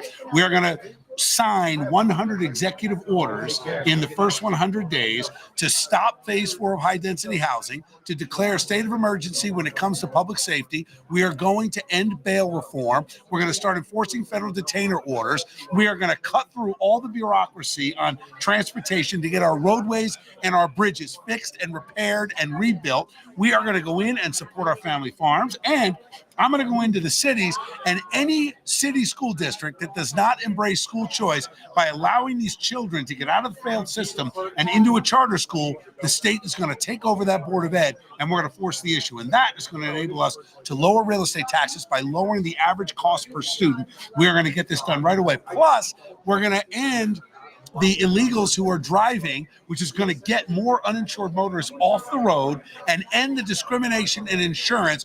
Allows these companies to charge you more if you're not a college graduate. That is absolutely outrageous. We're going to end that as well. So lots to come, Damon. Hold on to your seat because it's going to be a ride. I'm looking forward to it. All right. I know you got to go. Thank you very much. Good to see you. I'll catch you on the next Damon, check this guy out. He's doing great.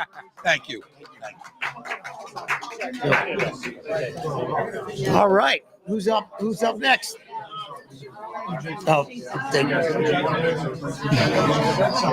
so all right. So we got a lot of people here. Let's see who's up next. Thanks, guys. Jack, you coming in? All right.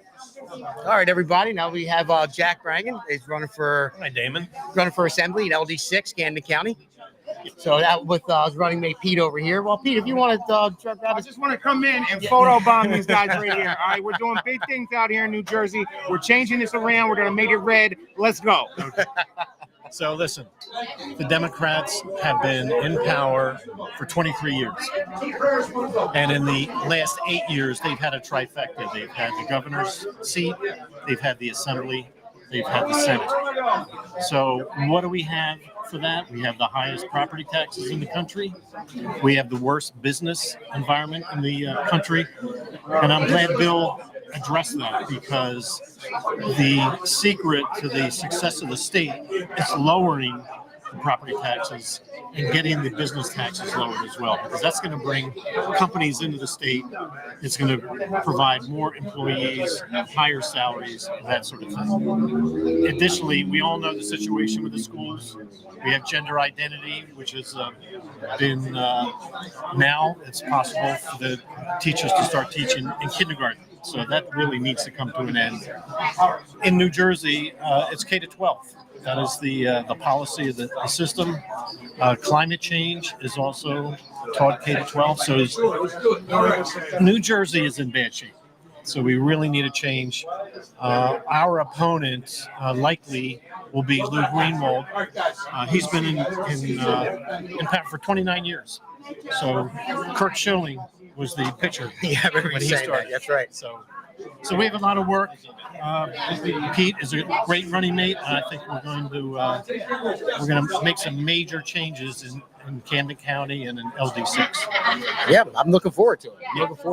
Yeah, so I think you and Pete will be great as assembly, and especially working with Bill as well.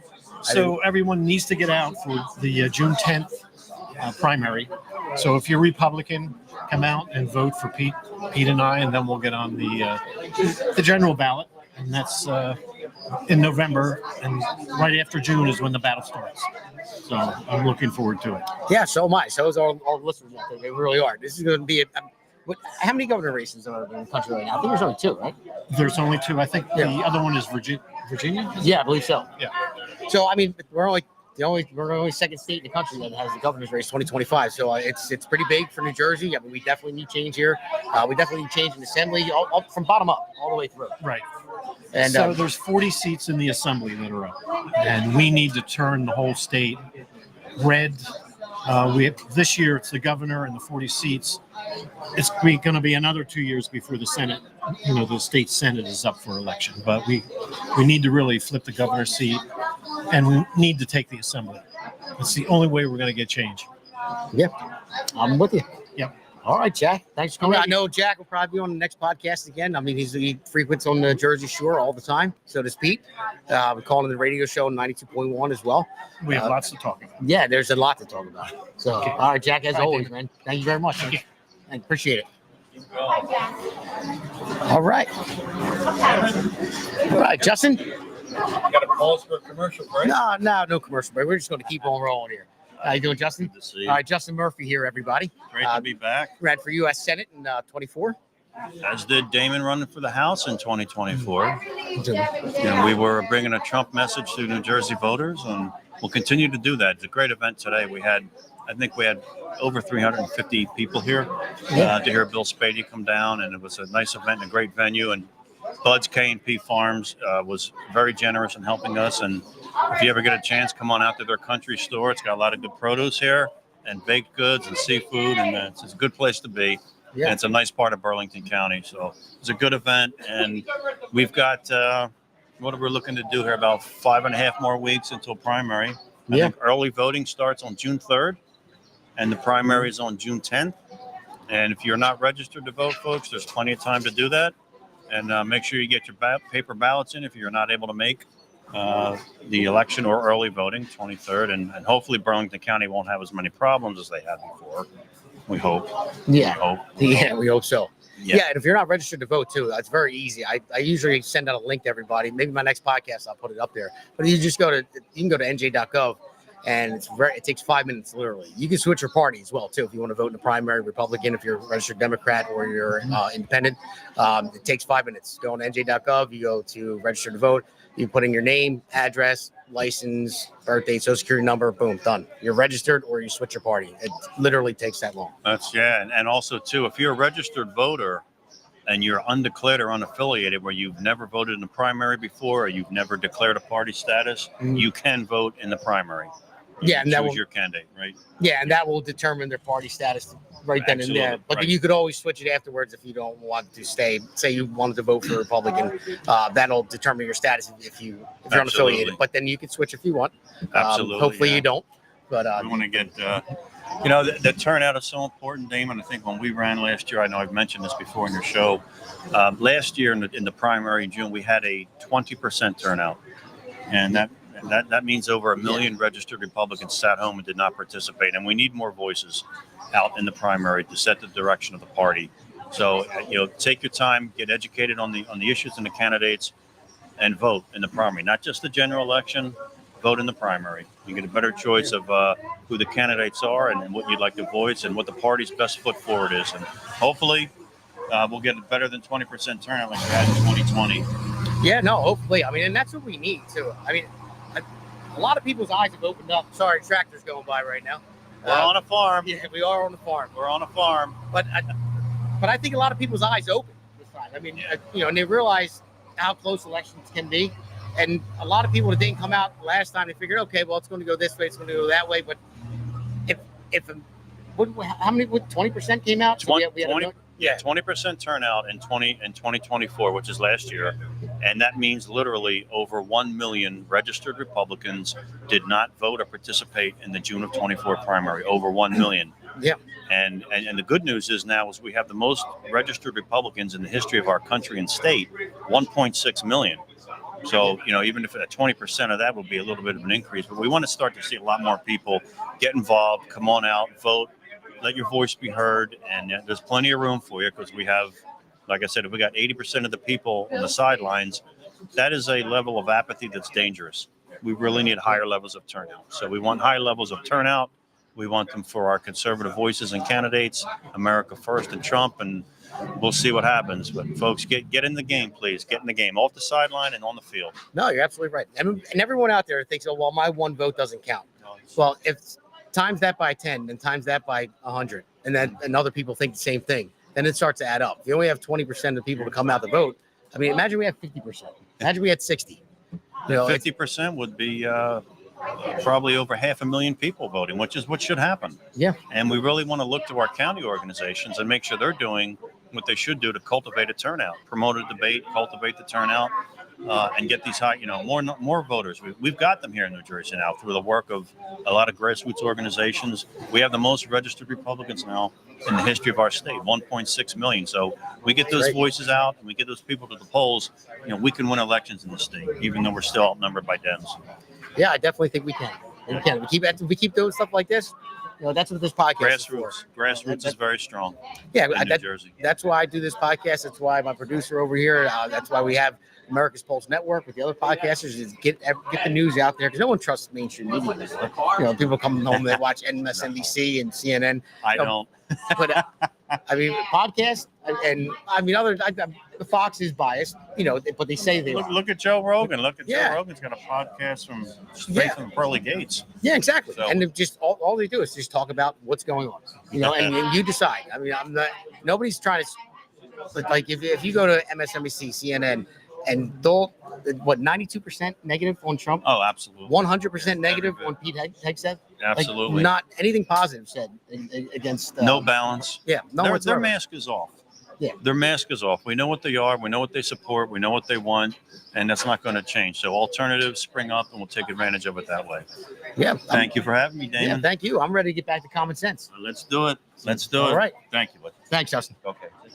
All right, this is Tim McGarvey. Is this the future of our country here? This is the future of our country, ladies and gents. Pay attention. All right, Tim, what would you like to say to the listeners out there? I'd like to say that What'd you see today, pal? What do you think of everything that went on here? there was this huge event and it was all about Bill Spadea. Definitely vote for Bill Spadea. Well, he needed that plug for sure. He definitely did. It means a lot coming from Tim. No one likes Jack Shitterelli. He can get out of here. Well, how old are you? 9. 9? All right. Well, I love politics. You love politics? 9? Okay. All right. Well, you're young. Don't make sure you get out there, play with your friends, enjoy your young, have fun, do good, very good in school, pay attention to your parents and your teachers and all that stuff. And when you get older, I'm not going to say let the adults worry about politics. I just don't want to take your innocence away when you have to worry about this. Politics, they stink. I'll tell you, they really do. Tell me about your YouTube channel, Tim. You got a YouTube channel? Yeah. Do you have more listeners than I do? I hope he probably does. I have 3. 3? All right, you have just a little bit less. My goal by the end of the year is to get 1,000 subscribers. My YouTube channel is sub to Mr. Beep MM2. Well, actually, Mr. Beep MM2. Okay, nice plug. Nice plug. Well, if you get 1,000, YouTube followers, then we're going to go to a merger deal. Okay. What? You can merge with the Jersey Shore podcast, and you can go on the America's Pulse Network. We have an application. You can go if you go to americaspulse.com, the website. You can actually fill out an application to be on the America's Pulse Network. Because I'm the Jersey Shore podcast under the America's Pulse Network. Okay. So you get that 1,000 followers, man, and then we'll take your application. Yeah, I do gaming content. Upload like 2 to 3 videos a day. Okay. My son would love to hang out with you. He's the same way. A little bit younger though. He wants his own YouTube channel. I like playing games like Call of Duty, Warzone. Okay. Roblox. My favorite. Awesome, buddy. Hey, well, listen, thanks for coming on. Nice plug to your YouTube channel. So I hope to see you out there. Thanks for coming on. All right, thank you. Appreciate it. Don't forget to sub. You want to sit down? Hey, Damon. Hey, how you doing? Nice to meet you, sir. Joe? Joe Sarday. Hey, And Joe. that's the future we're fighting for. I'm Joe Sarday. I'm the chairman of the Burlington County Young Republicans here. Decided to show up tonight. We here at the YRs are remaining neutral until the primary season is over. We're going to go, obviously, with whoever the nominee is. I must say, though, as I am neutral, Bill spoke brilliantly tonight. It was a very great speech. Liked a lot what he had to say. Had a good conversation with his wife, Jody, who he always shouts out. Yeah. Beautiful woman. Very nice. And yeah, we are fighting for, our future pretty much, right? That is why I am the YR chair. And yeah, any other questions you have to ask me, please? No, actually, I know a lot about your organization too, because I'm friends with Patrick. Yeah, Patrick helped out with my campaign. Patrick Farley. If he's actually, he told me he's good friends with you. So yeah, Patrick Farley is a Maple Shade resident, right? Yes. He's a Maple Shade resident. He's part of our e-board, and he's a fantastic guy. And if he goes back and watches this later, I just want to let him know he's a winner. And thank you. But yeah, at the end of the day, that's we're fighting for conservative candidates. We're fighting again for our future. Tomorrow is not guaranteed. We have a lot of issues facing us. The way I see it, it boils down to common sense. It does. One thing I see at the far left Democrats, they still want to die on that hill, those 80-20 issues or 90-10 issues. It's very unpopular. It's very unpopular in our generation, too. We want to hear, as my Vice Chairman Jonathan Duff said over there, we want to hear about how we will be able. I'll wait for this tractor. I don't know is the audio okay? Beautiful machinery here. Very beautiful place. The aesthetic is perfect tonight, ladies and gentlemen. But yeah, we want to know how exactly we're going to be able to afford a home. How are we going to create our own families and sustain them and create little children of our own too? The economy is a lot of people. One thing actually that I'd like to say on Trump that a lot of people are uncertain on is the tariffs. But the tariffs actually benefit us. They benefit young people because the economy, it's better now, but it's arguably not that great, right? We just got done with inflation. The housing market as of right now is terrible. Things are still a little bit overpriced. So instead of, just keep going with the flow. Why not? Let's charge other companies, right? There's been ideas floated around of getting rid of income tax, which would help us greatly in our economic future. And it's ultimately good for the future because it raises money for our country, right? So this is a long-term goal. It's maybe not that great in the short term, but what do we have going on for us? You know what I mean? A lot of people worry about the stock market and that sort of thing. But it really affects, unless 401k, it definitely affects. I'm not arguing that. But, the stock market is basically a machine, right? It's a lot of one percenters, a lot of hedge fund managers, Wall Streeters. They're the ones being hurt. And, quite frankly, I don't think it's worth all the worry. I think we're in good hands. I think we're in safe hands. I think if we get a Republican governor, whoever that may be, Bill Spadea, Jack, both of them have very promising things. For all you Bramnick supporters out there, I have a lot of things I actually respect about him too, believe it or not. That may not be popular with this audience, I'm not sure. But yeah, we're fighting for a future at the end of the day, right? So. Well, one thing I want to say about the tariffs, though. I mean, tariffs, yes, they'd be good for the younger generation. Yes. But the people that are ready to retire right now, they're getting hit in the stock market. That is, yes. Now, I tell people I sympathize for the retarees and our and I tell people all the time that the night is darkest before the dawn. Yes. So I knew that everyone knew it was going to take a hit. You couldn't just come in here like any other, like Trump couldn't come in and just kick the can down the road, just like every other politician. He promised radical change. Yeah. We voted for radical change. This is what we're seeing right now. But I think there is an off ramp coming. He's going to have some type of an off ramp to back down just a little bit because, I mean, like I brought up earlier, which is important. There's only 2 governor races in the entire country right now, Virginia and New Jersey. So not really worried about 2025. But when it comes around to the midterm in 26, then that's when you're going to have to see the big change. If he loses the House and the Senate, so that's when it's going to come. The only thing, I just hope it doesn't affect this election in 25, Republican-wise, because there are. I mean, even though 88% of Republicans have voted for him, or just people in general that voted for him, they're still behind the decision. Yes. 88% is still a lot. Now, he lost 12%, but his polls are down. But he's delivering on everything he promised, from the border, DEI, to everything else that he said he was going to go after. He is. And the tariffs, I know he's throwing it out there. Promises made, promises kept. Yeah. I've seen similar polls where a lot of people are a little bit worried right now due to the tariff situation. The eggs were expensive, but a lot of people, I've actually seen polling where a lot of people that voted for Trump, they do not regret it at all. They do not regret it at all. They have confidence in President Trump. They have confidence in what he's doing. And they love to see this. I mean, I love to see this as a young person, right? I've been talking about the future for a little bit now during this. And yeah.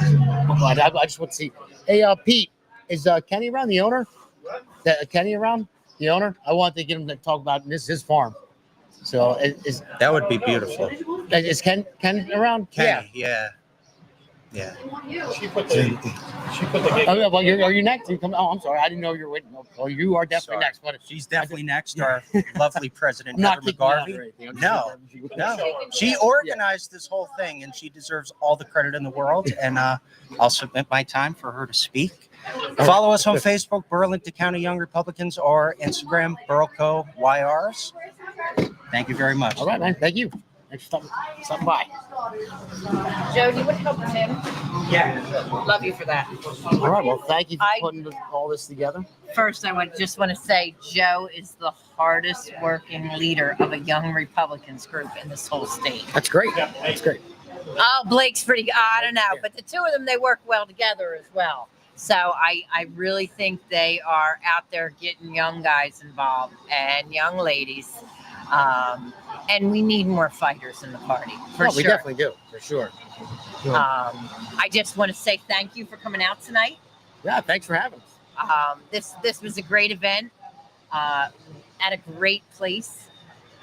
I think we have reached a point in this state where we cannot sit by quietly anymore. The establishment has pushed and pushed who they want, what they want. And I'm not going to say who, but I'm on the executive committee for the GOP in Burlington County. So I'm technically part of the establishment, but people that know me will tell you I am not establishment. Okay. I am MAGA. I am about the people, and I am about our rights. And for the party, the GOP is broken in this state.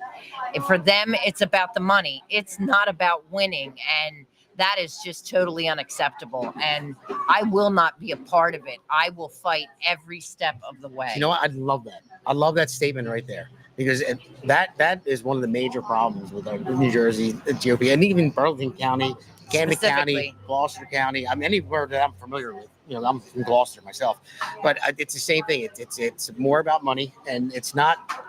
I see a lot of uniparty. Where's Eric Simpkin at, Mr. Uniparty? He's always talking to the uniparty. I call them rhinos now. He's calling them uniparty, but it's part of the establishment, is what it is, and it's just like with pro Crow. It's like that. That's the way it's been. And they keep people like that I just interviewed, like Jack and Justin and Pete, out of it. People that don't have the big money, like Jack Chittarelli, that he could win the primary, and then will he win the general? I don't know. We'll see. But regular people that are just coming out that care, like for Jack that's sitting over there. Jack has been involved in politics in a long time, but he's retired and then has his own side business now as well. But he cares. He's somebody that doesn't have to do it, but he's doing it. Pete, he's my co-host on 92.1 radio show. He's a nurse. He has that in him. He cares about people. He never thought about getting into politics until it got dropped on his lap, and then he stepped up to do it. I mean, that's the type of people that we need. That's what I see in Spadea. Most definitely. And one point I want to make. Okay, so I have 7 children, and I unfortunately started too young. I got pregnant as a teenager and had 2 before I was 19. But the fact is, I didn't kill my babies.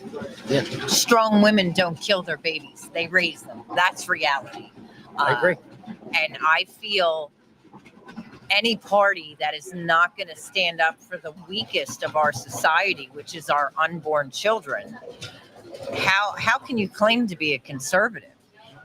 I think in this election, it's very crucial. And Bill is pro-life. He is pro-2A. His values, most align with my own personally. My children go to church. I'm probably considered like a far right extremist because I want them to have respect and values, and I teach them to be nice and to try to listen to people. You know, my sons will shake your hand and look you in the eye. These are the things that are missing from society right now. And it just scares me that at the end of the day, if Jack wins the primary, we as Republicans will lose the general election come November because MAGA is not coming out in numbers to support a rhino. That's just the truth.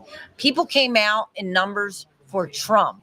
People did not come out in numbers for the GOP. And we need to learn that lesson. And the only way we teach the New Jersey GOP that lesson is to elect somebody like Bill Spadea, who is not a career politician, who cares about the people, who goes to church, who is married. You know, like these are the core values of conservatives, and that is what we need to focus on here. You're right. I mean, one thing I always talk about too. Well, I'll start with this. One thing that really drove me towards Spadea, other than agreeing with his policies, you know, and I think he's very charismatic. I think he's a good leader. He shows good leadership. But the fact that, you know, he's been married for a long time, you know, and he shows commitment to his wife. You know, if you can show a commitment to your wife for that long, then you could be committed to your constituents in your state. Yes. You know, if you go make a vow or promise, you're going to stick by it. You know, and that's one of the big things that stood out for me with him, because this country was founded on Judeo-Christian values, and I think we've lost that in the age of the internet, in the age of the like everything's about me. People don't want to have kids anymore. There's no more personal interactions between people. Everything's online, and you have the far left pushing it so far that, you know, it's I forget what they call them, that thinks like that, you know, don't have kids because they're better off without them. No, I mean, the best thing that happened to me in my life was having children. And the way it used to be, you used to have smaller communities, people that got together, people that attended church. And I always say all the time, you don't have to believe in God to believe in the values. You know, and if you choose not to believe in God, it's the values that actually make us a society, you know, that's not living in the dark ages, you know, that when you're part of a community, when somebody was going through something, if there was a family or a neighbor or somebody in the community that, say, God forbid, it was a widow, you know, her husband died, but she was part of the church community or part of the community. Instead of needing government assistance, you would have community assistance. Everyone would chip in and help out. That's what it was. And you wouldn't have those entitlement programs that were so huge because you had people taking care of each other, you know, in their communities. And that's what made America great. And that's what we got to get back to. That's why I love the fact that Trump always is pushing now that we are one nation under God, you know, and I think, was it today or yesterday was National Prayer Day that he had. He brought up, I think it was today or yesterday. I can't remember. I watched too much news. The days are starting to blur right now. Yeah, exactly. But he's pushing it very hard. And he said, that's what we need to get back to. We need to get back to, you know, he said, Americans only kneel for one person, and that's God. And again, you don't have to believe in God. I know there's people that don't, but I know people that don't believe in God, but still live by the same values. You know, and that's the least you can do. And you know, if you're a productive member of society and you choose not to believe in God, that's your choice. But if you are still a good person that wants to have a family, go to work every day, pay your taxes, live the American dream, and care about others, you know, then that's all I ask for everybody. You know. Yeah, and I think a lot of the issue here in New Jersey is we're so overtaxed that we don't have anything left over to give. Yeah. At the end of the day, you know, they're taking 30% of me and my husband's pay. That doesn't leave us much. You know, 7 kids are a little expensive. Yeah. We're not millionaires.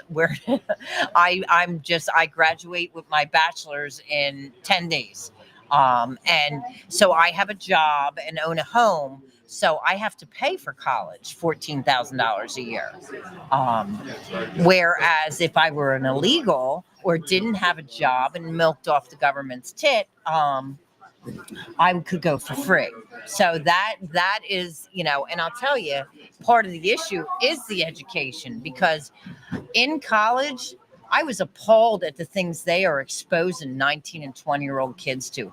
There is rainbow stuff everywhere through the college. There is transgender support groups, and there's no, are you struggling with money and food? There's that I am posted, but if, you know, are people not, you know, are people misgendering you? Call this number. Like, Yeah. When did that become such an issue?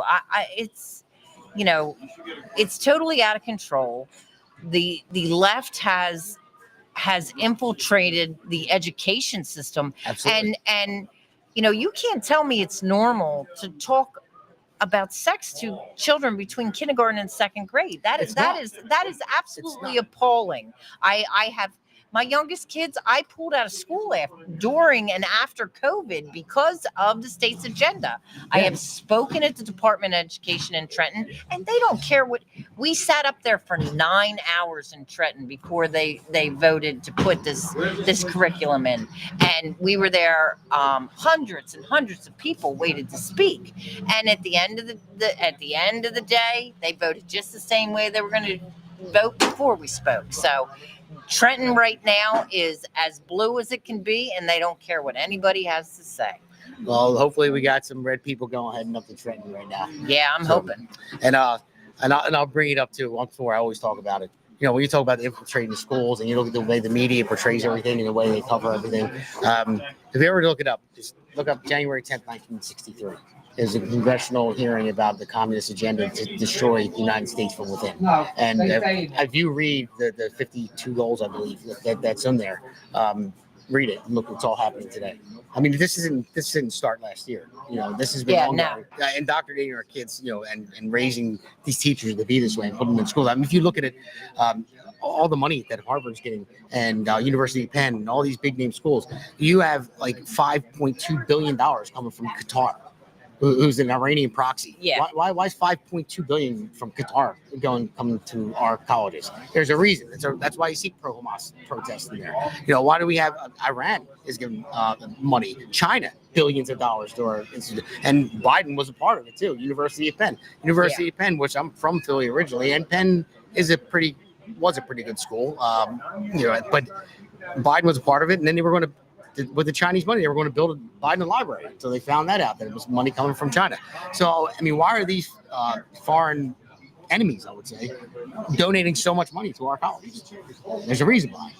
If you can't destroy America from the outside because we're surrounded by vast oceans and we're the most powerful military in the world, you have to do it from within. So if you have a chance to look it up, January 10th, 1963. It's hard to find on Google. You have to look for it a little bit because they don't want you to see it, but it's out there. You'll see it. Yeah. It's unbelievable.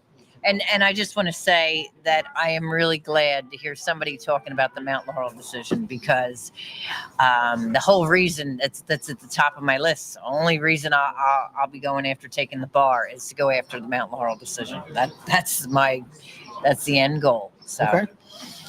Right. But yeah, so I'm going to step out and let Jack. Are you coming in here, Jack? All right. But it was good to speak to you. All right. Thank you for coming on. Yes. Hey, and you're welcome anytime for an interview on the podcast. Come in the studio. Yeah, I'll come down and see you. Okay. All right. Thank you. What's hey, up, buddy? Pete? My buddy. How you doing? My co-hostess with the mostest on 92.1. Let me unbutton this suit here. You know what I mean?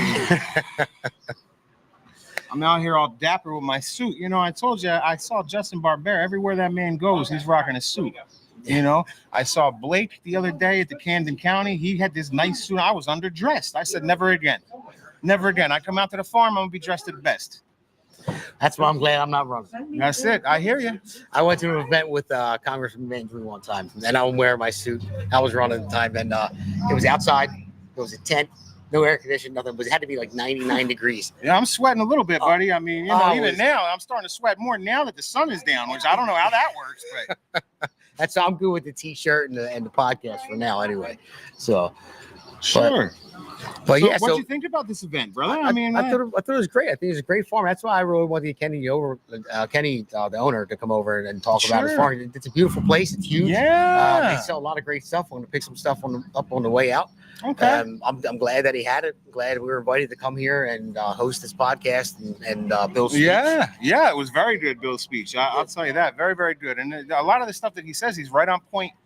And that's really what we need to do. We need to start pulling back this change. We need to start pulling back and the corruption, and we need to start making fruitful change that's going to go ahead and further the people of New Jersey, take the burden off of them and help them to thrive, right? Because right now it's hard enough just to survive. right? But we need to get out here and we need to make people able to thrive. That's what we need to do. No, you're right. You're right. And Bill, I know you had to lasso him in here. You know? Bro, I told him I was going to throw him on my shoulder and bring him over. I told his lovely wife Jody. I said he's so hard to catch, and Bill will talk to anybody. So he stayed up on stage, answered all those questions. He I'm did. like, he's way over time. I knew he had to be somewhere else today. Mhm. I'm like, he's got to stop by. So I told his wife, I said, I'm going to kidnap him. He doesn't come over. Listen, I literally told him, I said, Bill, look, Damon needs you for at least one question. I will throw you on my shoulder if I have to. And that could be our future governor right there. So, I'm already throwing my weight around. That's how we do it. So, all right. Well, I mean, it's been a long night. I mean, we had a rocky start. We didn't really have an itinerary to go by, and we had to set this up like that. Well, look, you did a great job out here. I mean, with everything that you got going on. So, I mean, you definitely made the best of it. Let's put it like that. Yeah, both me and our other Damon, our producer here, we had doctors, but I had to get an MRI done for my back, and he had to get something similar for his knee. So we're both up here injured, coming up. We gotta hurry up. I was supposed to work today. Well, I did work today, but I was supposed to be working right now, right? And I was able to switch some things around and maneuver some things. My boss is fantastic. Thank you so much, Dana. Appreciate you. And no, man, look, I'm just glad to be out here and glad to take part in it. And, just be the change, right? I mean, that's what we want to see. And you see all these young people. How about Tim over here earlier, huh? Yeah. He came to me and said, hey, man, can you give me a shout out for my show? I said, how about I just get you on the podcast right now?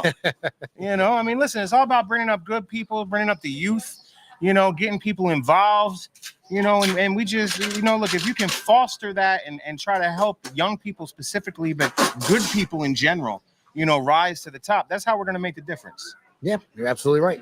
That's how we're going to make the difference. So, all right, everybody. Well, listen, thank you for tuning in. Like I said, it was a little bit of a rocky start. We didn't have the itinerary. We know exactly what was going on, who was going to speak first. And then Bill got here, jumped up on stage. We had to cover that in the meantime. And then there was a ton of people that wanted to talk, and it just got late because Bill, he will stay and he'll answer every question. Everyone just one. He said, I'm only taking one more. And he took 5 more. And they said, I'm taking one more. He took 3 more. That's it. And he's not a career politician. I love it. I love that fact. The reason is I only wanted him here for one question because Bill has been on the radio for years. Sure. I didn't want him to outdo me, so I just figured one quick question. That way he can't outshine me. You just needed notoriety. Jersey Shore needs more notoriety. That's what I heard. I don't want him to outdo me there. He was the #1 radio, 92.1 cruising. WVLT. We got the #1 show there right now, so I don't know. Well, hey, look, man, we're gonna keep growing. Just wait, we're gonna own that station one day. I mean, it's that's how we get down. So, all right, people, thanks for stopping out as always, my buddy. Absolutely, brother. Appreciate you. And everybody else, thanks for hanging in there. Thanks for tuning in. There's a lot more to come. This is Jersey Shore, SURE. We're just getting started, so stay involved. Pay attention. As always, stay Jersey Shore. And get ready to turn New Jersey red, baby. Let's go. Do it.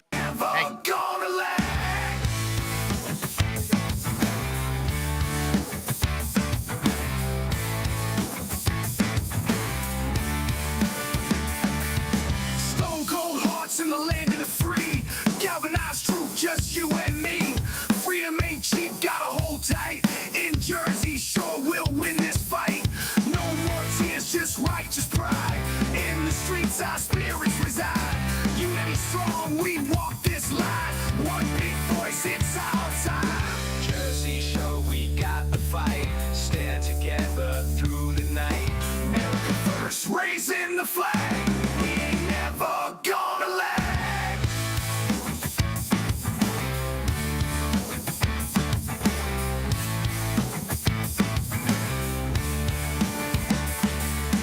No more tears, just righteous pride. In the streets, our spirits reside. Unity strong, we walk this line. One big voice, it's our time.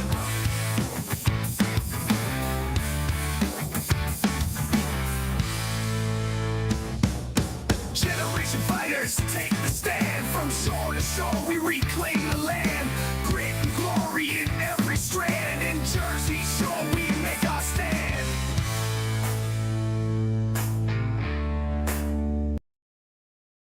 Welcome to America's Pulse Network.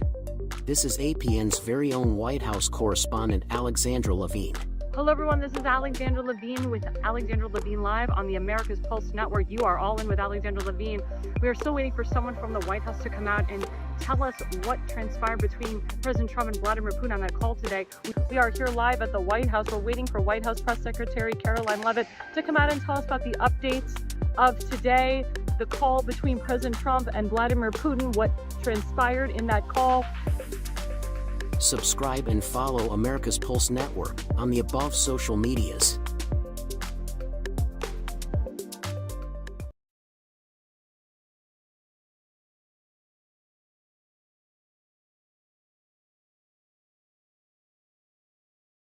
We're here. We're live now. Okay, we have an encore here. The owners of Bud's KMP Farms here. We have Ken and his wife Renee.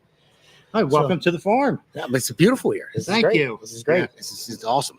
How many acres? There's 75 that we farm. Wow. So one thing that producer told me that which is amazing. It's been in the family for over 300 years. Yes, sir. This is part of the West Jersey, East Jersey land grant from William Penn. The Bud brothers acquired thousands of acres, and this is what's left. This farm and my cousin's cranberry farm has been in the Bud family consistently since the 1600s. Wow. That's amazing. Yeah. It's amazing to have something go that far back. Yeah. Some days I feel every year of it.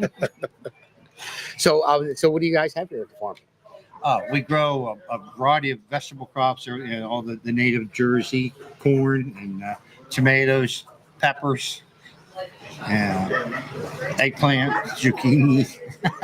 This, and then in the fall we do collards, kale, mustard, turnips. Pick your own. We also do hay and straw. We have some chickens, so it's nice. And then the country kitchen. That's a big item here. And my wife and Okay. Robin run that. What's the country kitchen? Is that like a diner, a restaurant, It's all or is that takeout. just it's all take all takeout? takeout, Oh, okay, okay. I'm sure. No, because I see all the stuff they have over there. I want to be grabbing some stuff on the way out. Looks awesome. Absolutely. I know if you had an opportunity to get into food that was here tonight, that all came from the country kitchen. Oh, really? Yes. Yeah, it was good. It was good. It was very good. So, but no, this is amazing. It was the first time I've been here. I know where my producer came up beforehand, and when I found out that Bill was coming here and a couple people invited us to come up to do the podcast, that's when I reached out to you, and couldn't have been nicer to say, hey, yeah, sure, we'll give you a spot to set up. I mean, it was amazing. It was great. Absolutely. We'd love to open up the farm to everybody that has a good cause, and this is absolutely a good cause. Yeah. I mean, New Jersey red. That's what we're trying. Well, hey, we're famous for the tomatoes, right? Absolutely. So we got to make New Jersey red. Absolutely. So I think Bill's the one to do it as well. He's a great guy. Yeah, he is. Wow. He's definitely one of us. That's nice. He enjoyed his ride in on the tractor. Yeah, I saw that. Big green John Deere. Yeah. Beautiful. And lucky my son wasn't here. He would have been trying to climb up on it. That's a shame. Yeah, it's a shame. And the 92.1, I was really impressed. Years ago, I used to listen to that. It was out of Vineland, and it would come in. But in kind of intermittent, certain hours a day, I could get it. I listened to music probably 25 years ago. Okay. Yeah, it's still playing the same music. Still, yeah, that's wonderful. And I saw the sermons on Sunday. That was enjoyable. Very nice. Yeah, it's an older radio station, but I mean, it has a lot of listeners. And how I got to know it actually when I was running for Congress. Rick Trader he had a radio show, and he has AUN TV network contacted me, and he said, well, you're running. He said, I would like to have a radio host and a guest host. And I said, well, I've never been on the radio before. And I never ran for office before either, so why not? So my wife told me, she said, well, just do it. I'm like, yeah, no problem, sure. So we got on, and we had a great show, and then Rick moved on, and then to Pete Sykes, who's running for assembly as right now, he's actually my co-host on the radio show. But it's all part of America's Pulse Network that we have going on here. Fantastic. Yeah, your producer introduced me to that Saturday. So it's like, wow, this is pretty incredible. Yeah, we have other podcasters too going. We have Alexander Levine Live. We have the Conservative Corner with Seth Eisenberg. So we're a growing network. We're taking on podcasts from different states. Yeah, it's nice to see honesty, and professionalism. No name calling. Yeah. Well, that's what it's about. It's about honesty. No one's getting the truth anymore with mainstream media. They're not. And the podcasts are the way to go, because I can get on here and say whatever I want. You can believe it or not, but I always tell people, I said, you don't have to believe me. I said, here's the information. You look it up yourself. Right. You know, I'm not. I mean, am I biased because I'm conservative? Yeah, I lean to the right. I do. But I will still call somebody out that's a conservative, that's a Republican, that's doing the wrong thing, Right. and even invite a Democrat in to have a conversation. I'd rather have a conversation with a Democrat half the time. If you can find somebody that you can have a conversation with. Exactly. Unfortunately, It's hard. it gets into a name calling contest. And I had a gentleman in the market yesterday, and he went up one side of me, down the other, because I was having an event here to support Bill Spadea, and he said, "Yo, you better do your history, pal." You know, he wants to take everybody's pensions away, and he wants to do all this, that, and other. I said, "Well, yeah, I'm sorry. You have a nice day, sir. Thanks for stopping in." And I just walked away from him. But I mean, the nonsense that's being put out there about Bill is crazy. Yeah, no, it's everything. I mean, if you look at mainstream media, look at CNN, NBC, all those different networks. If you look at it, 92% of the coverage on Trump was negative since he's been back, in 2025. 100% negative. Pete Hegseth. Not one good thing. I mean, and that's what with Biden, no matter what he did. I mean, he had 60% positive coverage on his way out the door, and he was barely alive. He didn't know where he was. Yeah. Right. So it's just, you can tell how biased media is. Nobody trusts him anymore. That's why podcasts are the future. That's why Rogan is so big. That's why people like that. It's just normal people want to get the truth out there. And again, I'm just giving you a platform to look it up for yourself. You can go out and look it up for yourself. And I don't know if you noticed, you saw it with Stephen Miller. I think it was yesterday, his White House press conference. I love Stephen. The way he speaks, he just. Yeah, when they were talking about the illegal, Roberto Garcia, again, I mean, he just went right to the media, took it right to him, and just Maryland dad. Yeah, exactly. And it's just, I don't understand why they keep pressing and they want to die on this hill of like 80, 20, 90, 10 issues. If they want to keep doing it, have at it. You're going to keep losing elections. Yeah, and weekly they find out what a bigger, Yeah, I just don't. I just can't wrap my head around it though. Yeah, why you're right. What a bad hill to die on. Yeah. But no, I mean, I think good people like you that's going to help open up your home and your farm to something like this. And I mean, we're just met and inviting us over here. I really appreciate it. It's our pleasure. Great to meet your producer and his wife. And nice to meet you. Thank you very much. Sir. Thank you. So, and his name is Damon too. And just one quick joke I always say. One time I had my son. I have a Damon Jr. He has a Damon Jr. too. Oh, we were all in studio. I said I've never been in a room with 4 Damons. 4 Damons. Wow. Very good. All right. Well, again, thank you for having me, and everybody out there that lives in New Jersey, or if you're coming by New Jersey, stop by in Pemberton at Bud's KMP Farms and then check it out. So, all right. Thanks for having us, everybody. And that was our encore. Have a good night. Welcome to America's Pulse Network. This is APN's very own White House correspondent, Alexandra Levine. Hi, Damon. Hi, how you doing? Alexandra Levine live on the America's Pulse Network. You are all in with Alexandra Levine. And I have a friend, Damon. Must be a good-looking guy. President Trump and Vladimir Putin on a call today. We are here live at the White House. We're waiting for White House Press Secretary Caroline Leavitt to come out and tell us about the update yes, it's recording. of today, the call between President Trump and Vladimir Putin. They have this relation that's like, oh my gosh. Follow America's Pulse Damon the Network on customer. the Yeah, okay. It's great though. Hey, great job, guys. It's awesome. Thanks for having us. Everyone's in that. Welcome to the farm. Great Dutch came. Thank you. Appreciate it.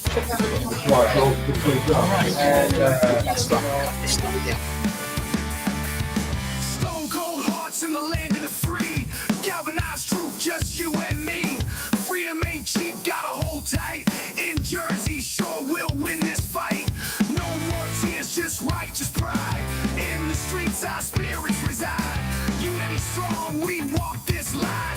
One big voice, it's our time. Jersey show, we got the fight. Stand together through the night. America first, raising the flag. We ain't never gonna lag.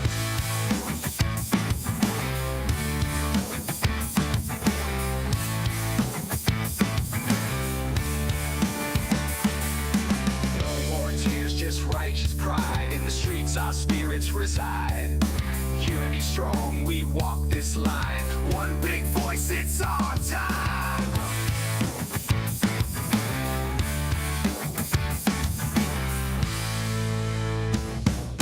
Generation voters take the stand. From shore to shore, we reclaim the land.